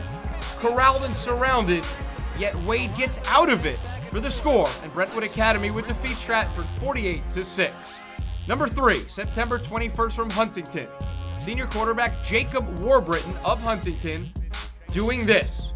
Unbelievable. Should have been down about 7 times, broke numerous tackles, 52 yards in the end to the house. That was one of his 4 scores on the evening. Watch the tail end again. Pretty much taken down, but he won't go down. All that work in the weight room pays off. Huntington downs Camden 28-21. Coming in at number 2, August the 17th from Clinton, wide receiver Davis Howell of Christian Academy of Knoxville. The behind-the-back catch. Unbelievable, 19 yards in all. CAK takes care of Anderson County in a shootout, 76-45. Guys, this is a Sunday catch right here. This isn't Friday night. And your top play from the state of Tennessee, October the 19th from Memphis. Junior Breck Ruddick of Christian Brothers, rumbling 50 yards in all. First he's left, then he cuts back. Watch the big block from his teammate Anthony Miller right there. And then in the end, Ruddick strolls in for the touchdown, and Christian Brothers the 49-6 win over Douglas. Breck Ruddick will take it for the rushing touchdown. What a run by Breck Ruddick. Those are your top 5 plays of the year from Tennessee from Play On Sports. High school sports lives here. Welcome back to Siegel High School, home of the undefeated Stars. And so far, at least tonight, they are showing why they're 13-0, leading the undefeated Maryville Rebels, the 2-time defending state champions in 6A, 24-21, after a field goal with 8 seconds to play in the first half. But still 2 quarters of football remain. So far tonight, decent amount of scoring. Sean Prevost kicked it off at 7:47 in the first quarter with a 9-yard touchdown run. Tay Martin from Brent Stockstill ties it for Siegel, a 37-yard pass. Denzel Harding then put Siegel on top with a 1-yard run. Maryville, Cody Carroll with a 25-yard run, which was amazing, out to the right off of 3 or 4 fakes. Faked us out up here in the booth. Then Siegel tied it back with Denzel Harding, another 30-yard touchdown run for him. Prevost wasn't done. A 6-yard run tied it for Maryville, and then Siegel added the field goal at the end of the first half. So it's been exactly as advertised. Total offense tonight for Siegel, 290 yards to Maryville's 222. Brent Stockstill playing on a torn ACL as well as other injuries to his right leg. All he's done, 16 of 21 for 191 and a 46-yard touchdown pass. So clearly he's still pretty close there, Murphy, playing awfully good football tonight. Well, I talked to Coach Greg Wyant this afternoon and trying to decide whether or not Stock was going to play in the game today. A great bit of wisdom shared with me by the Siegel coach. He said, we're a better team when he's on the field. Yeah. And that's pretty obvious here tonight. Beach was down 10, but they've cut it to 3 against Jackson Northside. It's 24-21 out near Memphis. Mount Juliet has put up a touchdown to get within 7 points of Whitehaven. 28-21, 8:56 left in the third quarter out there. Now Nashville Christian, not their best evening. At the half, they're down 35-0 to Huntington, who certainly showed up with their A game. Coalfield leading Gordonsville 7-6 at the half. Just trying to get you updated on everything that we have. Milan leading CPA 10-0 there at the half as well. That would be Milan. Milan, my apologies. It's just all over the place tonight. A lot of fairly close football games. Also, Columbia Central leading Powell by 5. Well, I thought there'd be a lot of close games, and so far it's sounding that way. A 3-pointer here as we get ready. Siegel, as you mentioned, Jason will get the football to start the second half with that 3-point lead, 24-21. And that's important if they can score, Murphy, because that puts them up more than one possession without Maryville ever being able to really touch the football. So that's a huge turn of events, and I am sure that Maryville understands that they don't want to go down more than a touch in a game that's going to be back and forth for the remainder of the evening. And it is a cold evening, and that hot chocolate line is long. A lot of people not back in their seats yet, as this is a short kick that's down to about the 30, but I think that it was touched by Star. I don't know that Siegel ever touched it. That was an incredible kick by Maryville, and it really caught the Siegel Stars sleeping a little bit over there. Great job of recovering that kick, and the Rebels in excellent field position at the Siegel 28. Murphy, my point about ending the first half with a possession and beginning the second half, apparently Maryville realized it, went for it on that one, and they're going to start in great field position. Huge play right there. Here's Myers. They're going for the jugular on the first play of the half, and if it hadn't been for Tay Martin, it would have been a touchdown. Yeah, a lot of people talk about Tay Martin being the great receiver, and that he is. But I think collegiately he's probably going to play defensively, and he showed why on that play right there. He saved 6 points on that play for sure. So Quarles came out ready to try and make a statement here, and that was awfully close to a 27-24 Maryville lead. Instead, it's 2nd and 10 with 11:53 to play in the third quarter. Myers rolling to his left. He's going to throw back to his right, and Laundry on the field, and that's as clear as day, the PI. Yeah, the defender just got there too soon. Number 41, Sean McKnight, a little over anxious. And he's made some good plays in this game. That not one of them. He was about a second too fast. Yeah, one of those linebackers, junior linebackers we talked about in the first half. And even from atop the press box, that one was pretty obvious. So advantage Maryville here in the first, and it's only been 15 seconds have elapsed in the third quarter. And there's a lot of Siegel fans that are still trying to make their way back to their seats from this just incredible line over by concessions in the restrooms. I've never seen anything like it. Just a sea of folks over there. A lot of people still waiting in line. Yeah, I would imagine so. Stand too. So the ball is going to be placed on the 14. And man, what a start to the third quarter here in Murfreesboro.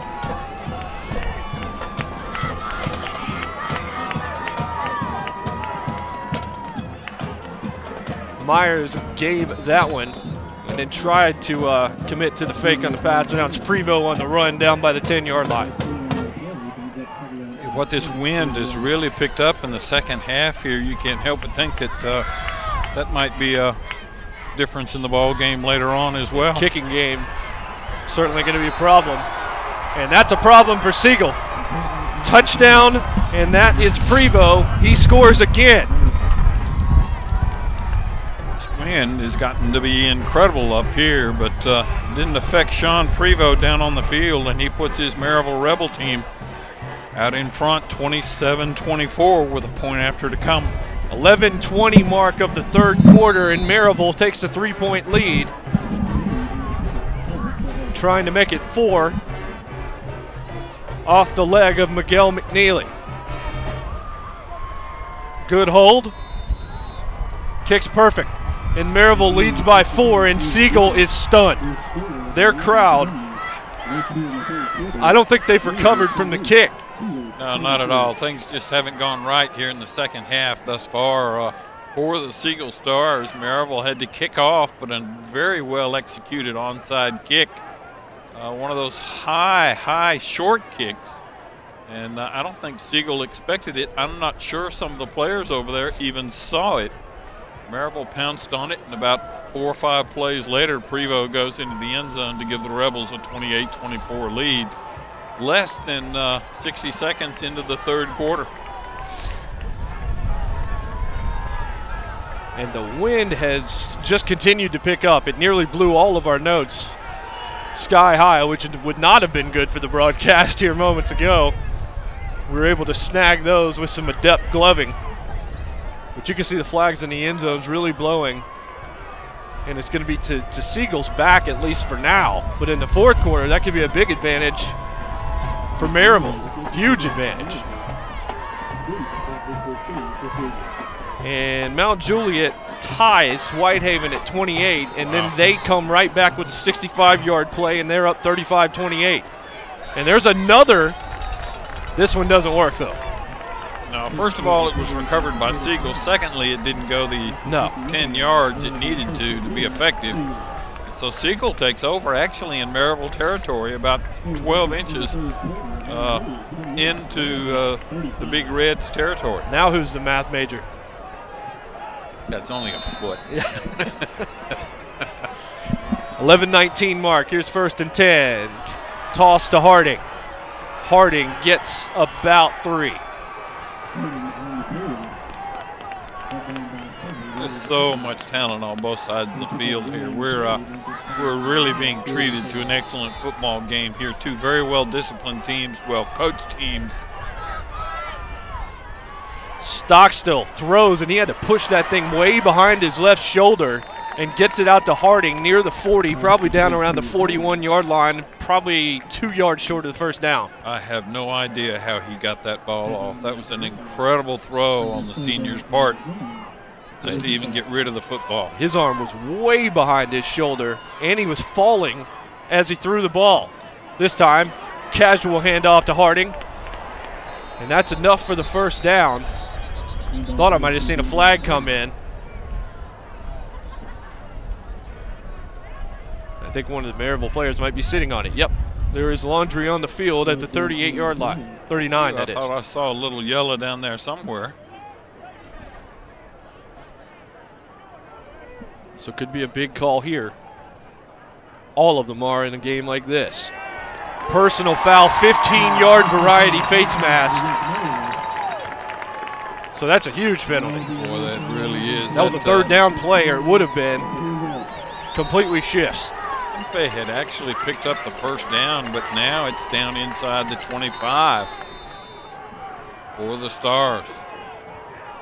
Stockstill to Harding, and Harding rumbles his way to the 20 on a gain of 4. 10:15 to play in the third quarter. Siegel doing most of this drive on the ground as opposed to the air, or at least a good blend of running and passing plays.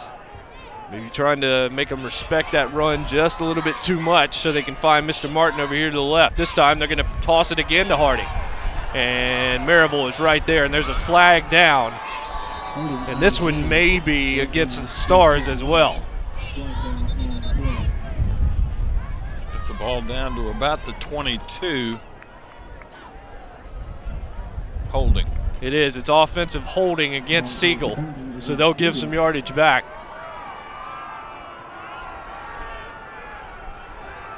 $9:51 remaining in quarter number 3, 28-24. Maryville on top of the homestanding Siegel Stars. You see Coach Steve Matthews, the offensive coordinator at Siegel, assessing the situation. Well, you don't have a whole lot of calls for 2nd and 20, Murphy. You hope that you can get half of this and make 3rd and 10. But of course, if you're Siegel, you hope you can just throw for the end zone.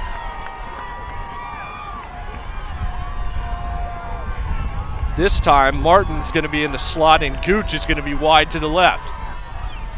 Stockstill goes to the right to Harding on the short pass to his running back, who's doing a whole lot of work down to the 10. Touchdown, Siegel. What a play after the catch by Harding. Just go ahead and be hoggy and get it all on one play. That's what the Stars did. Very well executed play, and Harding shows he's a pretty good ball player when he's got the ball in his hands. I swear I'm not Nostradamus. I said there's not a whole lot of calls for 2nd and 20. Maybe Siegel will just go for it all. Not sure that's what they thought was going to happen, but Harding with a great move to cut back just a little bit to the left, and once there was green in front of him, nobody was going to stop him. So Siegel regains the lead, trying to make it a field goal now, and they do. 31-28 Stars, 9:28 to play in the 3rd quarter here from Murfreesboro. And if you didn't know it, we have got ourselves a football game. And I think we've had one since the opening kickoff. Well, it has been a back and forth affair, and I know the people in West Tennessee and Memphis in particular that are checking their phones trying to figure out the score of this one in Murfreesboro. They're staying pretty busy. Here's a nice replay, Jason, on that touchdown pass and run. You see Harding there at the 35. Like I said, cuts back to the left. Made the one guy miss, and once there was green, still right here trying to be tackled, and just easily deals with what he has to there to get into the end zone. That was just amazing work by Harding right there after that catch. Well, you know, receivers, Jason, are judged on, as you mentioned, yards after the catch, and that was an incredible job by Harding. 35, 36 yards after he caught the football, all on the ground with a go-ahead touchdown. Beach has taken the lead on Jackson Northside. They're up 28-24 right now. You were involved in that big shootout between Beach and Clarksville Northeast last week. Great football game. It would be hard to match that one, but Siegel and Maryville are trying very hard tonight. We are trying.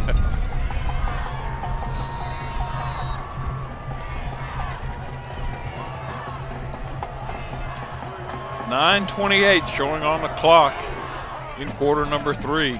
This one may go out of bounds, and it does. So that'll be good field position for Maryville. So in the first less than 3 minutes, we've seen 2 touchdowns. It's amazing. I was watching a pro football game yesterday that had 3 touchdowns in 52 seconds. Absolutely. So I guess anything's possible. That over-under you were talking about, we're at 59 right now. A couple of touchdowns and a field goal away from it.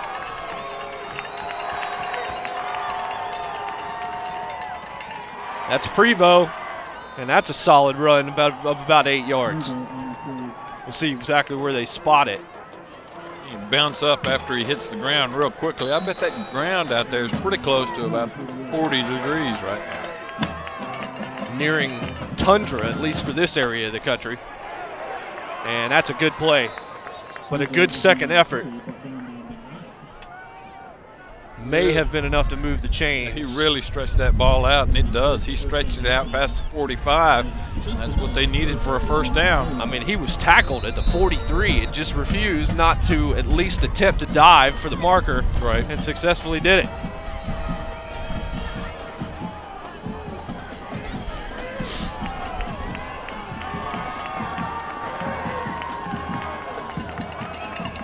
Myers with 2 to his left.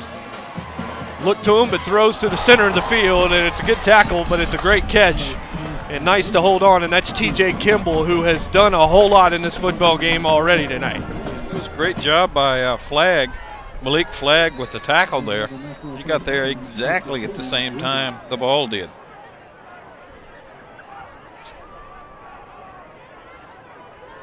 What's this defensive play here? Great tackle by Flagg. Great job by the receiver to hold on to the ball, too. It was a great catch, but good coverage as well. And there's Prevost, and there's a flag down. This may be coming back. Thrown in the interior part of the offensive line, and you got to figure that's probably a holding call. I believe Jamison Frazier, the senior defensive tackle, was held on that play. And it is holding against Maryville, and that'll knock him back. Shane Prevost had a nice hole to run through because of the hold, no doubt. Holds often help. Backs get extra yards. We've seen that pretty much since football was invented. Division II single A and double A games next Thursday right here on the Play On Sports Network. It's Knoxville Webb against ECS, Evangelical Christian School of Memphis. And I'll be with Innsworth. Single A game. In their game. Awesome. Jonathan Hutton and Chad Withrow and company. There's Nick Myers, and that's complete, and he takes a good shot from Tay Martin, but holds on to the football again. Or did he? Siegel says they got the football. Siegel thinks they pulled this thing away. Striped shirt has the same opinion. No, he does not. Second down, he says.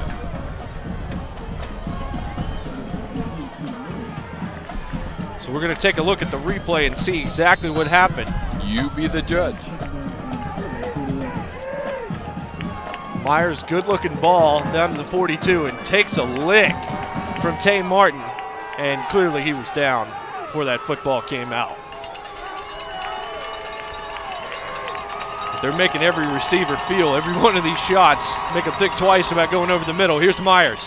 Myers hands to Prevost, and Prevost hits the second level, and he almost hit the third level, and instead he hit Jace Tyson. What a hit. Well, I'll tell you what, with Jason, we have seen 3 or 4 hits like that tonight. These players are leaving it all out there on the field tonight and doing an excellent job on both sides of the ball. Mercy, and Prevost heading to the sidelines. Wants to make sure his anatomy is all there. Probably asking him what he had for supper tonight. Goodness. My goodness. Myers hands it to Schuler, and Schuler's hitting the backfield but spins his way probably close to the line of scrimmage. That'll bring up second and probably a full 10 as Siegel is starting to really lay the wood to some of these Rebel offensive players.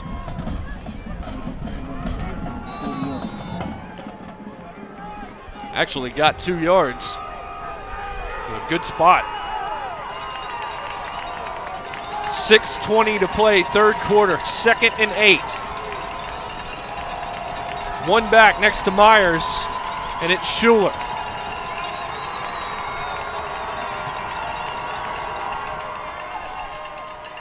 Myers throws complete to Chris Raymond, and he looked at him before the snap. He got the first down, too. That was really, really close to where the marker is over there, but the chain guys appear to be moving in that direction. So it's 1st and 10, Maryville at the Siegel 18. Well, they're going to back them up. Moving the chains back over on the far side of the field. They may have to measure this one. I believe that's what they're going to do. I want to make absolutely certain that this is the right call. It'll be a short 3rd and 1, or it'll be 1st down Maryville. So it was explosive in the first half. I think it's even more explosive in the second half, Murphy Fair. We're just halfway through the 3rd quarter. 6:02 showing on the clock. 31-28 Siegel on top, and a 1st down for the Rebels in Star territory. So 18 yards separates Maryville from the lead. And 18 minutes remains in the season for one of these two football teams.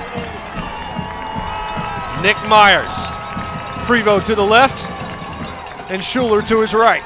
Two receivers to his right, and Kimball split out wide to the left, and they hand it to Schuler. And there is nothing doing right there. Pretty good 1-2 punch in the backfield, though, with those two guys, Jason. They've been very productive for the Rebels all season long. No room up the middle. And a short gain. It'll be 2nd and 8 from the 16. 5:20 to play. Third quarter from Siegel High School. Siegel leading 31-28. Myers rolls to his right. He has time. He saw a window to run in. It collapsed, so he goes back to his left and gets near the 5. What a play, and good blocking in front of him to give him some yards. It really was. I think he got enough for the first down. Just a great job, great heady play by the quarterback to reverse his direction and come back to this near side of the football field and get it down to the 7, 1st and goal. Clock now under 5 minutes and continuing to run, and it'll be 1st and goal Rebels from the Siegel 7-yard line.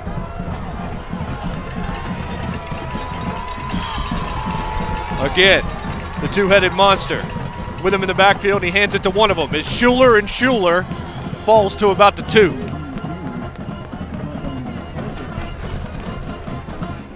If I'm not mistaken, this is the first time Maryville has had to travel outside the Knoxville, Blount County, Knox County area for a football game this year, and it traveled very well, the visiting side full.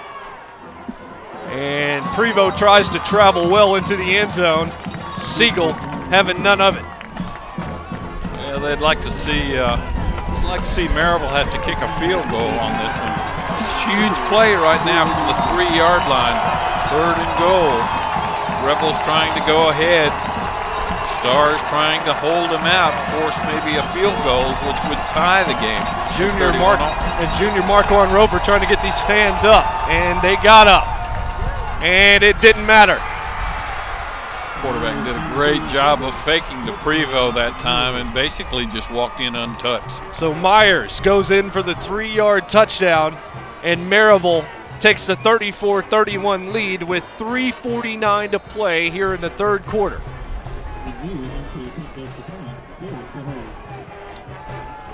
Holding true to form, back and forth, back and forth. Every extra point, every field goal, every play, so important. Maryville now up 35-31, and Murphy at 66 combined points. So here we go. We got 9 to go, and we still got 15-plus minutes. We'll hit that 75-point mark. So those who came out on this holiday to see a football game have gotten their money's worth. Well, they certainly have. We talked about the lineup for next week, the Division II lineup already settled with ECS and Knoxville Webb in the single A game. And then it'll be Innsworth and MUS, two outstanding quarterbacks in that one, not to mention Corn Elder, the Mr. Football finalist, fine running back for Innsworth, who we can almost see his house from atop this press box. He lives in the Oakland zone, or excuse me, the Siegel zone. Well, I've actually heard both. Got some score updates coming after this. Kickoff from Miguel McNelly. Directional over to the right, fielded at the 25. And it's Harding, and you don't want to give him space, especially when it's wide open to the right. Tries to get there, and they get good enough pursuit to stop him, but it's going to be great field position for the Stars. And there's a flag down because I think he was hit out of bounds, Murphy. Well, I was going to say it looked as though there was an awful lot of contact. We can't see the sideline marker from here for the players, but judging from where it is 20 yards back up the field, it looked as though he was well out of bounds when a lot of contact was still being initiated over there. If this holds true, Siegel, for the second straight time, will start its drive inside Rebel territory. Beach 36, Northside 31. Jalen Hurts, 16 carries, 287 yards, and 3 touchdowns, and they're in the third quarter. So they're having themselves a game as well, as we see that personal foul yardage being marked off. 3:39 to play in the third quarter here. Whitehaven 41-35 right now over Mount Juliet. Dodson just hit an 88-yard run to give them the lead. Future Ole Miss Rebel. He had a 65-yarder in the first half as well. Here, it's a 4-point game, and Brent Stockstill is going to throw, and he's going deep. He's going for it. Oh, it's Tay Martin! Touchdown! What a play! What a throw! One of the prettiest passes I've seen all season long. That ball was perfect, and Stock walks to the sideline, gets a high five from a couple of his coaches, very deservedly so. Tay Martin timed that one perfectly. Looked as though the Maryville defender really slowed down a little bit on that one just a bit, Jason. And that gave Martin all the space he needed to make the completion and score the touchdown. You will at no level see a pass and catch better than that. Stockstill to Martin, it's been a repetitive combination. And that's huge. Wow, it certainly is. I was just thinking on that last Maryville touchdown, how rock solid both kickers had been thus far in the ball game. We're going to actually take a look at the play. Stockstill has time.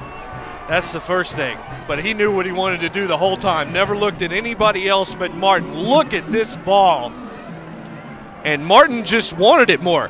It did look like the Maryville kid may have lost it and never jumped for the football. But Martin, again, the pitch and catch between those two all season has just been deadly. And it just struck the Rebels late here in the third quarter. 3:29 to play now. And we're at 72 points combined. That ball was in the air 50 yards. It was from the Siegel 45 where Stockstill was standing, and Martin caught it at the 5.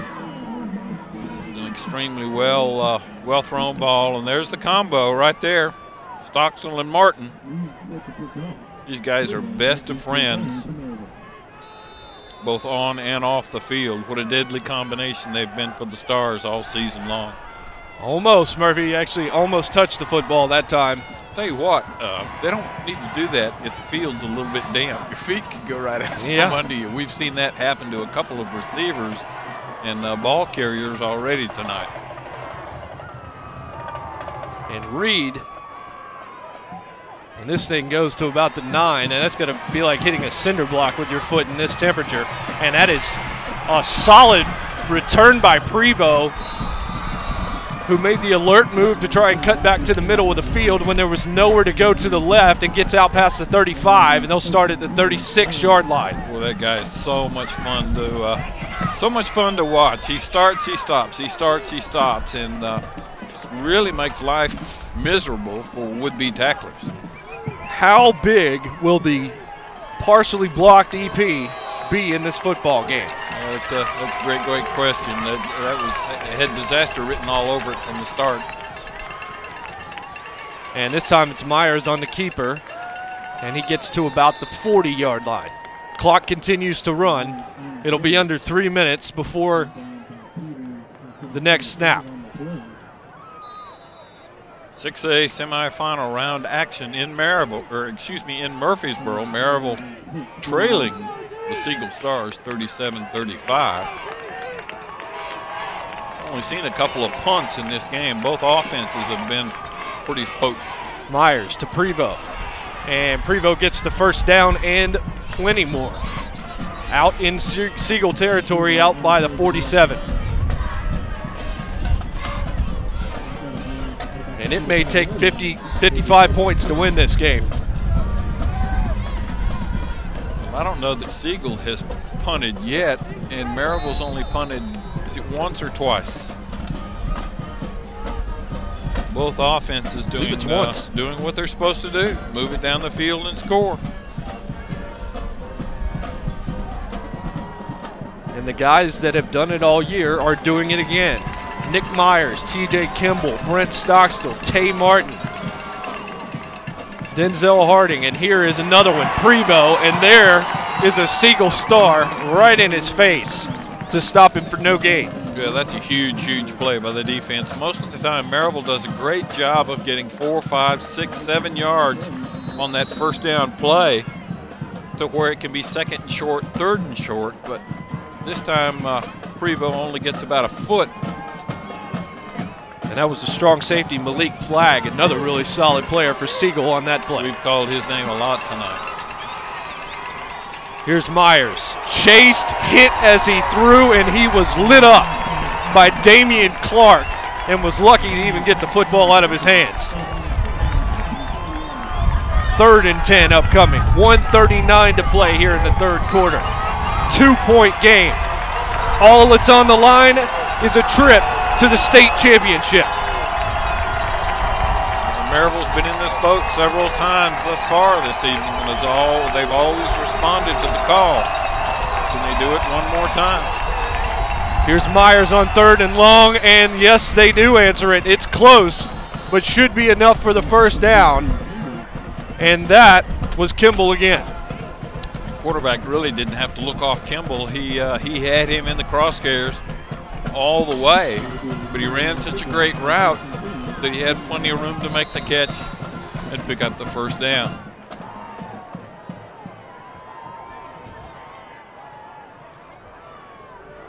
Clock continues to run, now at 1:20 left in the third. But lucky for you, there's still 12 minutes more of this football gloriousness to go. Prevo, short gain. Good defense by Siegel. And as Prevo goes to the ground, Stockstill returns to the stationary bike. Been on and off it all night. We've watched. He's kind of paced to try and keep it, and then he's gone back onto the bike to try and keep it warm and keep it loose. Sean McKnight, by the way, helped on that tackle. And he's done a lot for Siegel this evening.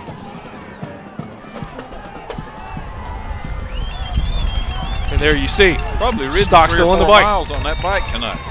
More than I've ridden all year, probably. Myers throws this one high, and it's picked off at the 25-yard line. And that's Malik Flagg. Jason, you know how you see a wave in the stadium? That's what we saw down here on this Siegel side over here in the stands. The crowd just went nuts as soon as he made that interception, and he got a standing ovation over here from these Siegel Star fans. 28 seconds remains in the quarter, and Siegel goes back on the offensive attack. That's 2 picks that the Stars have made tonight. Big play in this game. So Siegel back on offense, and that's a good play right there by Schuler to stop Harding as he tried to get the corner on the left side. 16 seconds and counting. That might be the last play of the third quarter with Siegel up 37-35. What do you think the odds are of players of both sides of the field holding up their hands with 4 fingers up in about 2 more seconds? Probably pretty good. I see one side doing it. The Stars are doing it. I don't see the Rebels doing it. At least not yet. On that interception, if you noticed, Nick Myers kind of threw it from a high point. His arm was above his head. He was trying to get over top of the defensive lineman and just didn't have any real touch on the pass. And as we go to the fourth, we'll step aside. Don't go anywhere. Fourth quarter coming up in a 2-point game from Siegel High School tonight from Play On Sports and the TSSAA Network. We can get a player up here. Oh, that's good stuff. All right, perfect. Prepare a Wiley Ballard graphic. Do you want me to start the stream? Start the stream. Camera 3. Beautiful. We're coming in on 1. For more information on how your school can join the Play On School broadcast program, go to playonsports.com/SBP. One more quarter to determine one of the finalists. And it's Harding who got the pitch and then pitched it himself to Tay Martin, and Tay Martin gets about 6, and there's a flag down at the end of the play. A couple of pretty good speedsters involved in that one for the Siegel Stars, but it looks like this may be coming back. A holding call against the Stars. That's a couple of times they've been penalized for that this evening. And instead of it being 3rd and 5 or 3rd and 4, it'll be 2nd and about 12. Well, more than that. Got 15, 16. 3rd and a while, or 2nd and a while. All spotted back at the 20-yard line. They've got to make the 37 for Second first down. 17. 11:42 and counting. Tay Martin gets to the 26. Had trips out here to this side, but Maryville had it very well defended, and Martin only gets about 6 on the play. Maybe 7. This is the first time I've actually seen the Siegel punter warming up, just in case. Stockstill says, not so fast, my friend, we'll see. 3rd and 11.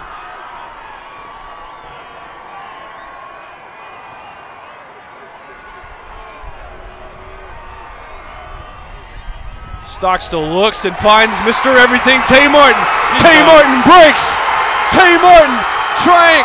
Maryville trying to chase him down and cannot do it. Touchdown Stars, 74 yards. And Stockstill to Martin is just amazing. Young Stockstill out there is super pumped right now. That was a very well thrown ball. He had a pump fake over here to the short guy on the sideline. And once Martin made the catch, it was pretty obvious he was gone. Not many guys on the field can stay with that young man.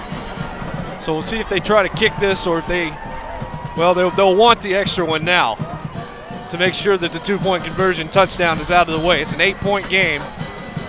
And it's no good again. My goodness.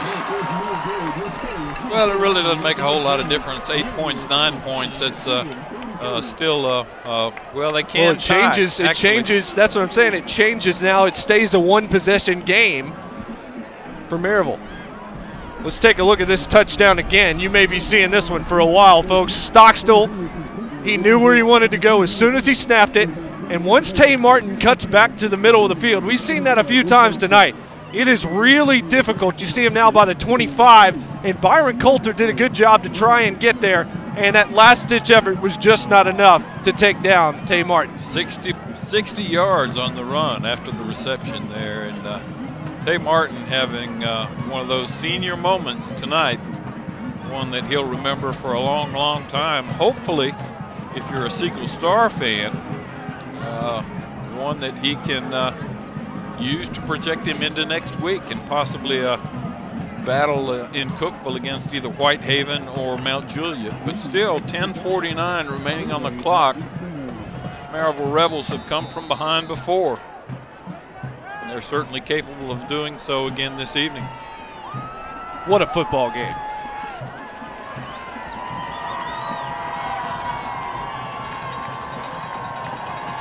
And nowhere near over.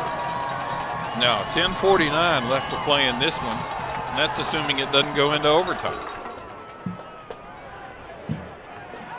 And that is Prevost. Showed good patience and actually threw a Siegel defender off him, but gets taken down around the 30. Maryville with 13 state championships to its credit.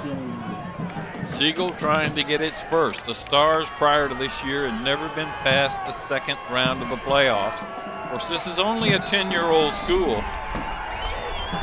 Beach has added another touchdown. They're up 43-31 at Jackson Northside now. We'll keep you updated as most of these games are getting close to their end, just like ours. Prevost, nowhere.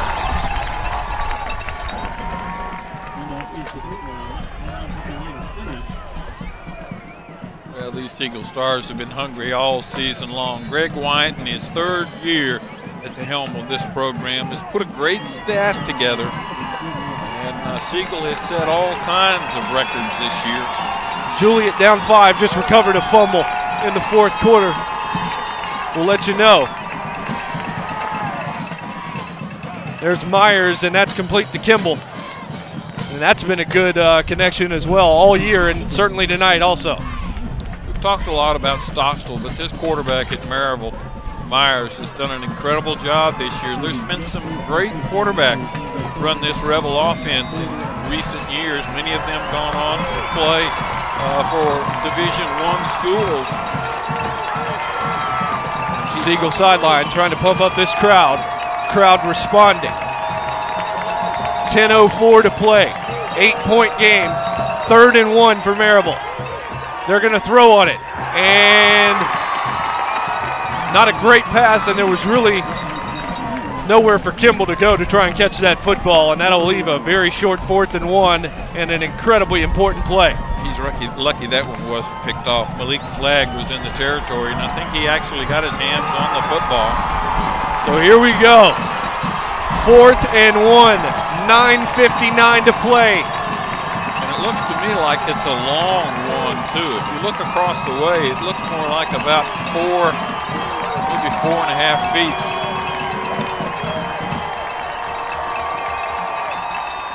And they do hand it off, and it is going to be a 1st down for Maryville, and it's Prevost, and he's been money all night long. Pretty difficult for either one of these teams, as well as both defenses have played, to deny the other 4 or 5 feet on a running play. 9:49 and running in this semifinal round game of 6A competition.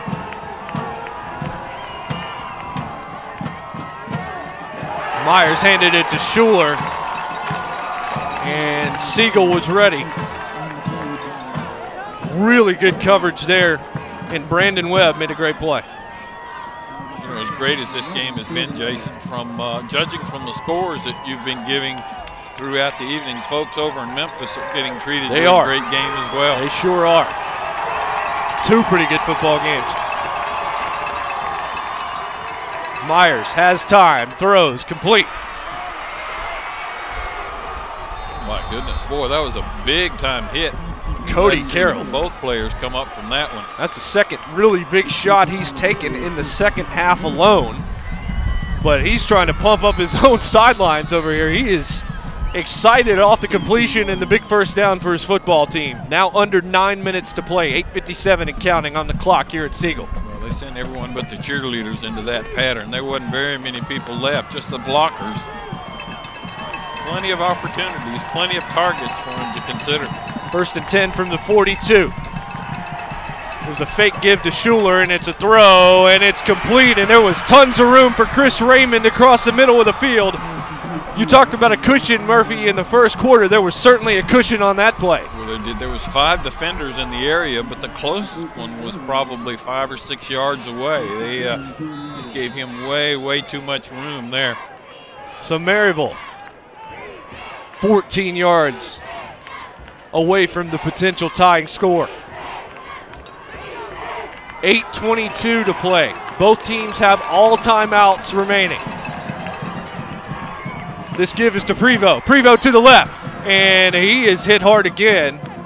And there were a couple of players over there, including, guess who? Malik Flagg. Flagg only a junior. You know, we've heard so much about Stockstill and Tay Martin and, you know, several other seniors. But this Siegel football team overall is a pretty young football team. They've got a lot of kids coming back next year. The same would hold true for Maryville. Jace Tyson actually made the stop, and Flagg helped him out on the other side. And here's Myers on the keeper and plows his way towards the 1st down. Looks to be short. Looks like we're going to mark that one right at the 5. 3rd down, and maybe they're going to measure. The officials taking a timeout themselves. I think Coach George Quarles wants to know exactly how much yardage do we have to pick up this 1st down. Very late in the 4th quarter. There was an interception by Whitehaven, but there was roughing the passer called that negated it. So Juliet is still alive out in Memphis. Mount Juliet Golden Bears trying to get to the state championship game for the first time under Coach Roger Perry. The winner of that game, of course, plays the winner of this game in what should be an amazing football game next week. Seen both of those teams play this year already, Jason, and it's a shame that any of these four at the 6A level have to lose because they're all very good football teams.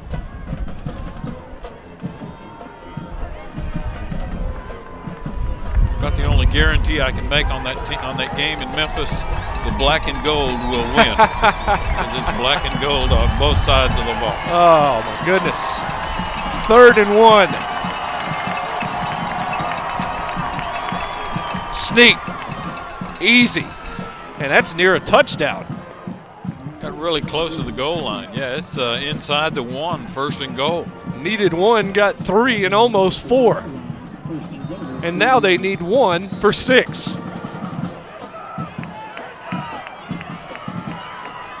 Same play. I was going to say, I think I just run the same play. Good call, my friend. Touchdown. Touchdown Maryville. We're already past the 75-point over and under at 84. 84, and probably see them go for 2 here. Well, that was my next question to you. You know, there's still over 7 minutes to play in the ball game, but it looks as though that's what they're going to do, try and tie this thing up. If you get this in your Maryville, it's a pretty big momentum play. And again, the extra point, 2 of them missed for Siegel. A lot of room on the other side of the field over there. Myers throws it into the end zone, and it is incomplete.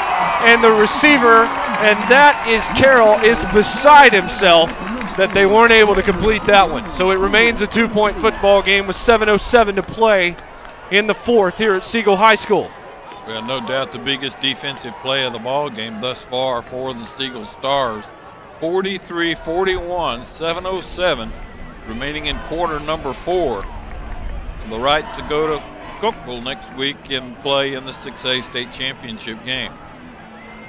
1A, 3A, and 5A championships will be played on Friday. 2, 4, and 6A on Saturday. That's kind of been the custom, if you will, since we've gone to this 6-class plan.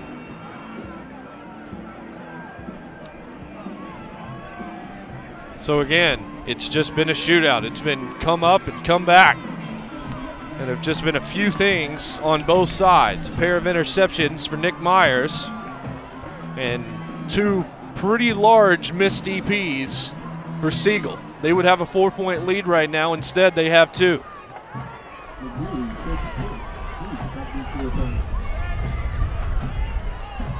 Siegel creeping up a little, anticipating maybe an onside kick. Get anything but. Nice and deep. Takes Gooch back to his own 5. And there's a flag down, but he weaves his way into about the 27. Flag away from the return over here on the far side of the field. Odd place for a flag on a kickoff. Maybe somebody lined up on the wrong side. No, we got a holding call against Siegel. So instead of the Stars being able to start at their own 27, this one's going to be backed up a little bit. 7 minutes exactly on the clock. 2 points separate these 2 phenomenal football teams. Classy football teams as well. Wasn't there 7:02 on the clock? It only 2 seconds ran off on that return. Looked to me like there was a little more activity than that. Maybe the clock is cold. It's interesting. Harding and Maryville knew where that one was going and brings him down for a loss. Well, at this stage of the game right now, Jason, the biggest thing Siegel needs to do is just make sure they hold on to the football. Don't give the ball to the Rebels deep in your own territory. Stockstill looking for Martin. Good coverage.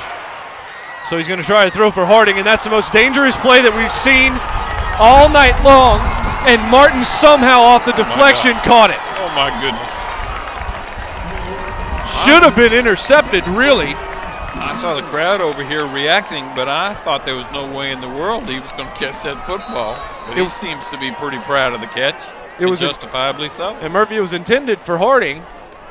Just a little too high for him. Should have been picked off and falls right into the hands of Tay Martin. And it's a first down at the 35 with 6:24 to play. There's the give to Harding. Harding spins and stays on his feet out near the marker. Should have been a 3-yard gain. Ends up being more like 9 or 10. Great second effort by the junior running back. Just an incredible run. Enough for the first down.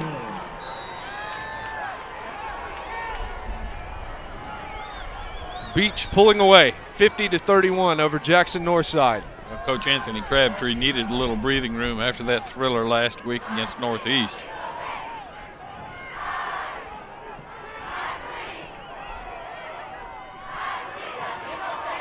There's Knox, and that's good defense by Maryville.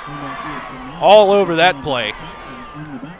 As we move under the 6-minute mark, the clock starting to become the friend of the Siegel Stars. They own a 2-point lead and the football. Both teams own all 3 of their timeouts. 5:32 to play. It'll be more like 5:20 when this ball is snapped.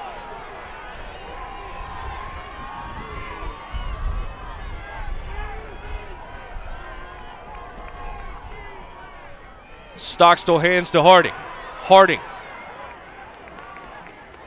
gets out towards the 48-yard line and a gain of 5. Understand well in excess of 1,000 web viewers checking this game out tonight. A lot of games on the web tonight, all across the state. Over 100 across the country, Murphy. We're everywhere. Is Play On Sports.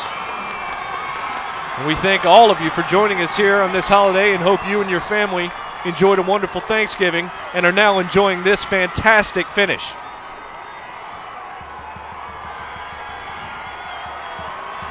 Stockstill with some instructions. He's going to throw. And the blocking collapsed, and so does Stockstill. It's the first time he's been taken down tonight. And there was a couple of Maryville players in there, but it was Taylor Spivey, the senior defensive end, that actually made the play, and that'll bring up 4th down, and Siegel's going to have to punt the football with 4:30 to play. Got a little time to think about it, though. Maryville with a quick timeout after that sack, as you mentioned, the first. And for those viewers that we have right now that may not be familiar with this Siegel football team, last week against arch rival, crosstown rival, Riverdale, Stars defeated the Warriors for the 2nd time this season, but senior quarterback Brent Stockstill, whose father is the head football coach at Middle Tennessee State, went down with what appeared to be at the time a season and career-ending injury. But after further inspection with the MRIs early this week, it was determined the injury maybe not quite as serious as they thought it would be, and young Stockstill, the gamer that he is, Jason, said, I'm good, Coach. I'm going to play. He certainly has made the best of it here tonight. So there's 4 minutes and 30 seconds to play. Maryville will have 2 timeouts now that they've called that one. Siegel with all 3, and they have a 2-point lead. But if you just recently tuned in, it should be 4. There was a blocked extra point, and then there was a missed extra point. We've talked about offense all night long, and it looks as though it's going to boil down to Siegel's defense. If they can keep Maryville out of the end zone. Low punt. Flag's going to get nowhere, or they're going to get nowhere near that football, and it's going to be down to about the 32-yard line. So about 67 or 8 yards away are the Maryville Rebels, trying to make another appearance in a state championship game. They've won the last 2. They've won 13 in all.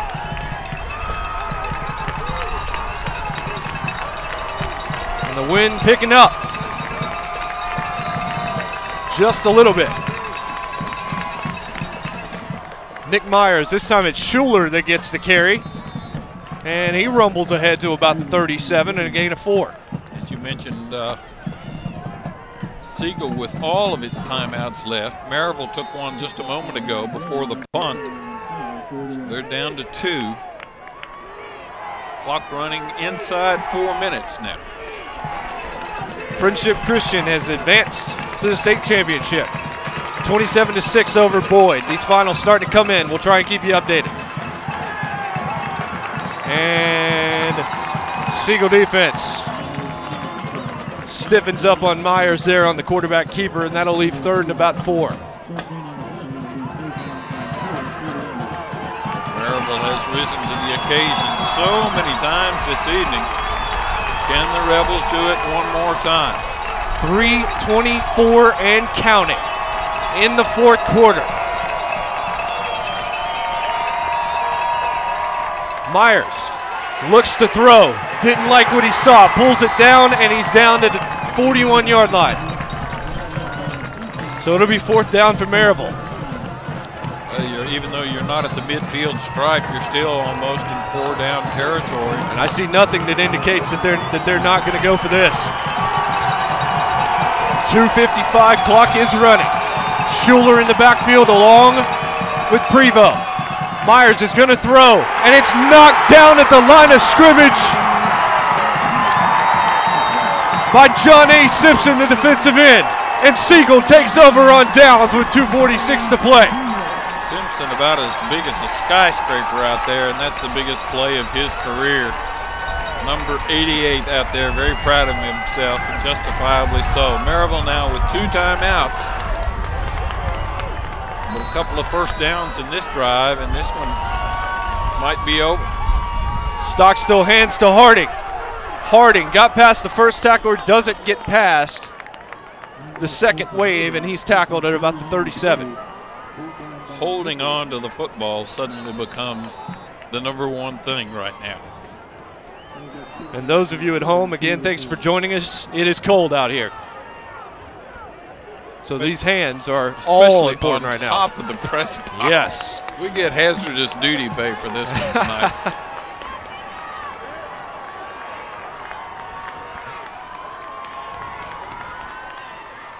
Stockstill hands it to Harding again, and that is just incredible pursuit.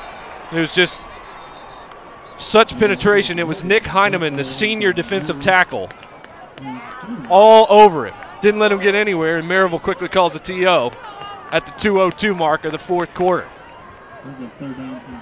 It's amazing. You go out here and you play 46 minutes of football, and it all boils down to the final 2 minutes and 2 seconds. And 13 games as well leading to this point. Neither one of these teams has a blemish on the record, and the one that gets there first also has a blemish that ends their season. Doesn't seem fair, does it?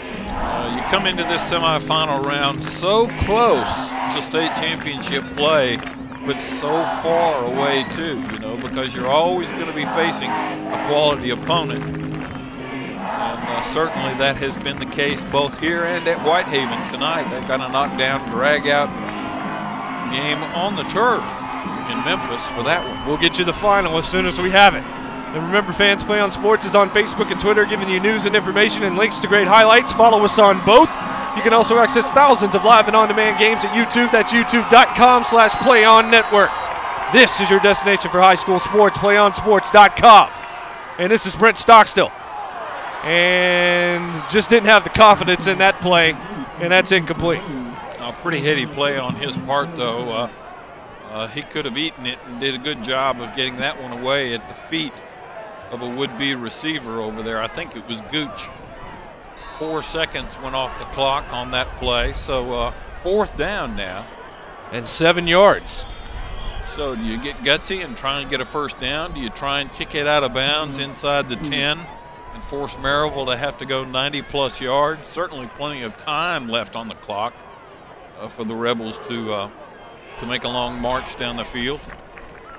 It feels to me, Murphy, based on what I've seen, that Siegel is the bigger play offense in terms of the big play.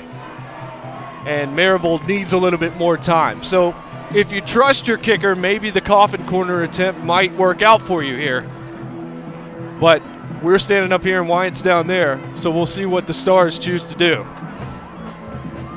I agree. Stockstill's made some mighty fine throws on big plays, but I think the defense has responded a couple of times here in the fourth quarter for Siegel. And I think you put the burden on their shoulders one more time. And it is a final. Whitehaven holds on to beat Mount Juliet 41-35 in what had to be a classic out in the western part of the state. Well, 41 was enough to win that game. Not here. Nay here. Yeah.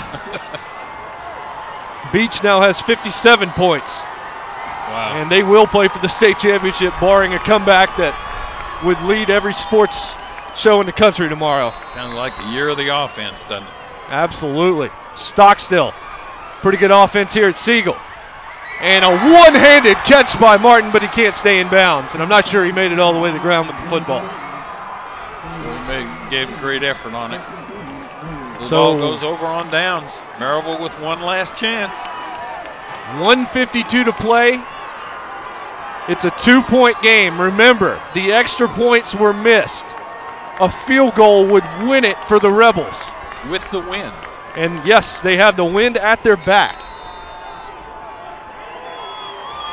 Pretty strong wind at that. So here we go. Not a soul in this place is sitting down, including us. Nick Myers throws complete to Kimball by midfield, first down Rebels. Stopped the clock long enough to move the chains. I don't think he got out of bounds, but he did get the first down. And the clock won. And here's Myers. And that is another complete pass. I think he got out of bounds on that one. Really had to stretch out to get there, but I think he did. George Coral signaling in the play. 1:33 to play. 2 passes, 2 first downs. Well, they're going to measure this one, I think. I actually think he's about a foot short. He does look short, you're right.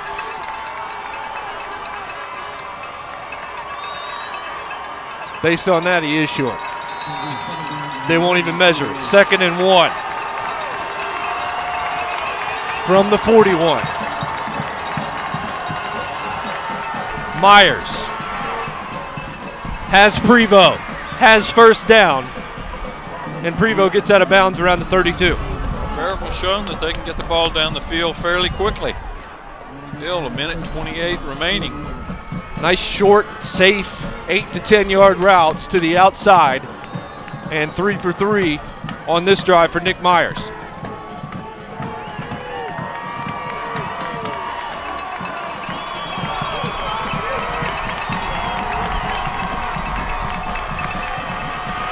Oh, Myers rolled to his left and then made a juke. Didn't throw a potentially treacherous ball and instead gets a solid gain on the ground and gets out of bounds. Did a great job. He could have been pinned down for a 5-yard loss. But did a good job of avoiding the defender and gets over there where he can have a personal conversation with head coach George Quarles about what this next play will be. It'll be 2nd and 5 from the 28, 1:19 to play in the football game. Siegel with 2 timeouts remaining, and they may need them.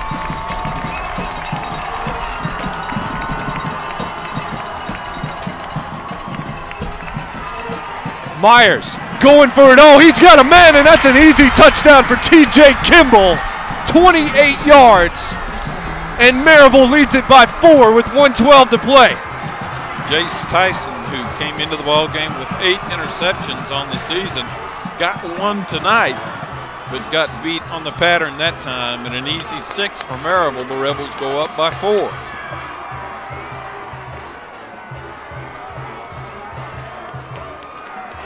They may have to burn a timeout here. They're going to get dangerously close to a delay penalty. Looks like they're going to go for 2. That way it would take a touchdown to tie. And with the extra point trouble that we've seen, that might be the idea. Myers will throw for it, or will he? Throws it high and too high, and it remains a 4-point game.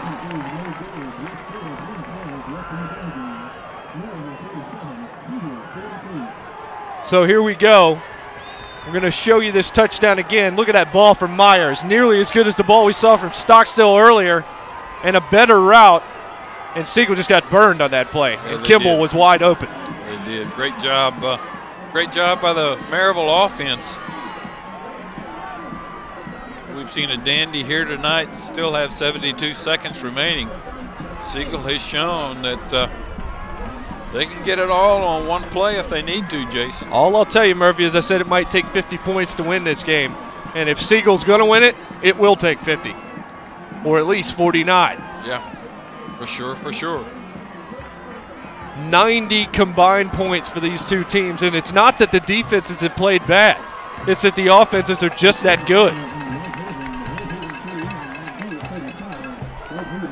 Well, I can tell you right now, I attended a Whitehaven game about 6 or 7 weeks ago, and while I was down there that afternoon and evening, all the Whitehaven Tigers could talk about was wanting another shot at Maryville. It was their first trip to a state championship game last year.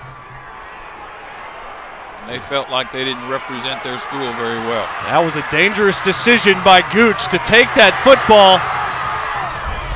So time goes off the clock and he doesn't get back to the 20-yard line. If he had let that thing go into the end zone, might have been the better decision right there. A little over 80 yards away. 1:05 and 2 timeouts for one of the finalists for Mr. Football in the state of Tennessee, a guy who is playing basically on one leg in one of the gutsiest performances you'll ever see at any level of football. And here he is. He throws, and it's deflected and nearly intercepted. Gooch was the intended receiver. Dave Martin lined up over here on the near sideline, drew double coverage, and there really wasn't anyone to throw to over here on this near side of the field. There you see. What a warrior. Here he is on 2nd and 10. Rolling, and he's in trouble. Trying to make anything happen. Wasn't picked off. Knox was the intended receiver, but Moore, he just didn't want to take the loss. Jason, something I noticed early in the second half, I don't know how I missed it in the first half, but if you look at Tay Martin's left leg, yep, he's got as much hardware on it does. as Brent Stockstill does on his right leg. He sure does. Doesn't seem to have caused him too many problems tonight, though. Stockstill on 3rd and 10 throws to Harding, and Harding can't make the play. And Maryville is one down away from another trip to the state championship. All boils down to one play as senior quarterback Brent Stockstill back there with both hands on his hips, waiting to get the signal. He's going to give the instructions to his receivers. They don't need it all. They only need 10 yards. But more importantly, they need a touchdown.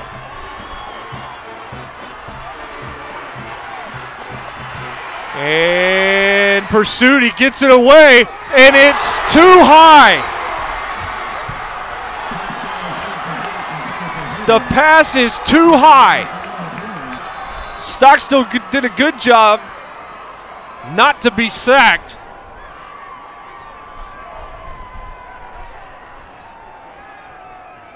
And there's flag down somewhere. I don't see it, but the officials are converging. There's laundry on the field. We'll see.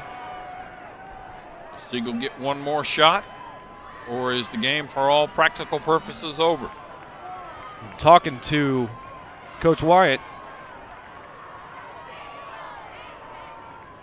Against Maryville. So how big is this? Wow. Stars get one more chance. And that's a first down. Wow. But he signaled the wrong way. He did. He pointed towards Siegel at first. Down going the other way there. I think. Unless it was after the play. Yeah, the penalty's on Siegel. We got mixed up there momentarily, but I see Myers and company on the field. Yeah, apparently that's the case. So Siegel can stop this thing twice. A couple of knees, though, and this one's over. It looks as though we're going to have a repeat of last year's 6A game, which was a pretty good game for 3 quarters, Jason, before Maryville started pulling away down the stretch. So the clock running. Now at 25, and the stand's starting to empty pretty quickly from a dejected, heartbroken set of Siegel fans. A tough break for Siegel. They gave it their all. Brent Stockstill gave it his all and then some. Played very hard, but the maturity and multiple state championships of this Maryville football team paid off, and the Rebels make a long trip to Middle Tennessee and come away a winner in the state semifinals against the Siegel Stars. So this dream season, this 13-0 season for Siegel, ends in a 4-point loss to Maryville. And Maryville will play Whitehaven, who knocked off Mount Juliet tonight 41-35 in another thriller out in the western part of the state. But only because there has to be a winner and a loser. Is Siegel a loser?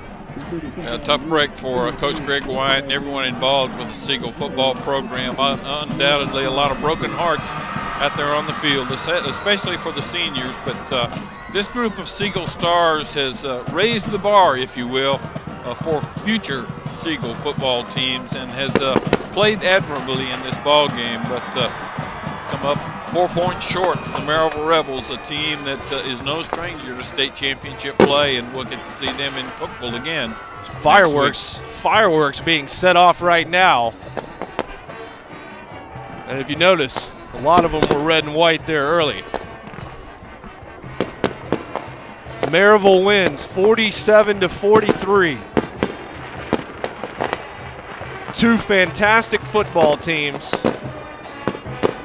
who came together tonight and put on one for the ages. It's the end of the career of Brent Stockstill, but in grand fashion. He doesn't leave a winner, but he certainly doesn't leave a loser either. No, an outstanding young man on both sides of the field tonight. 2 quality programs. As we said earlier, a shame that either one of them has to lose, but somebody does. And next week's game in Cookeville, I think, promises to be a dandy. I think it'll be another great football game to cap off the final of 8, what we hope will be great football games Thursday, Friday, and Saturday at Overall Field at Tennessee Tech. What do you look to see in that game? I think we'll see like we saw last year, a knockdown, drag-out shootout, if you will, for 3 or 4 quarters. And it's going to boil down to turnovers. So much talent on that Whitehaven field. They fought a very good Mount Juliet football team tonight and came away a winner. So obviously they're going to get their wish. They're going to get another shot at Maryville. Maryville was tested very well tonight, probably their biggest test of the year, except for that early season battle with big rival Alcoa. But I think next week's game at the 6A level will be a dandy. I really do. And this was quite a dandy as well. It finishes Maryville 47, Siegel 43. And we'll step aside and play on sports in the TSSAA Network.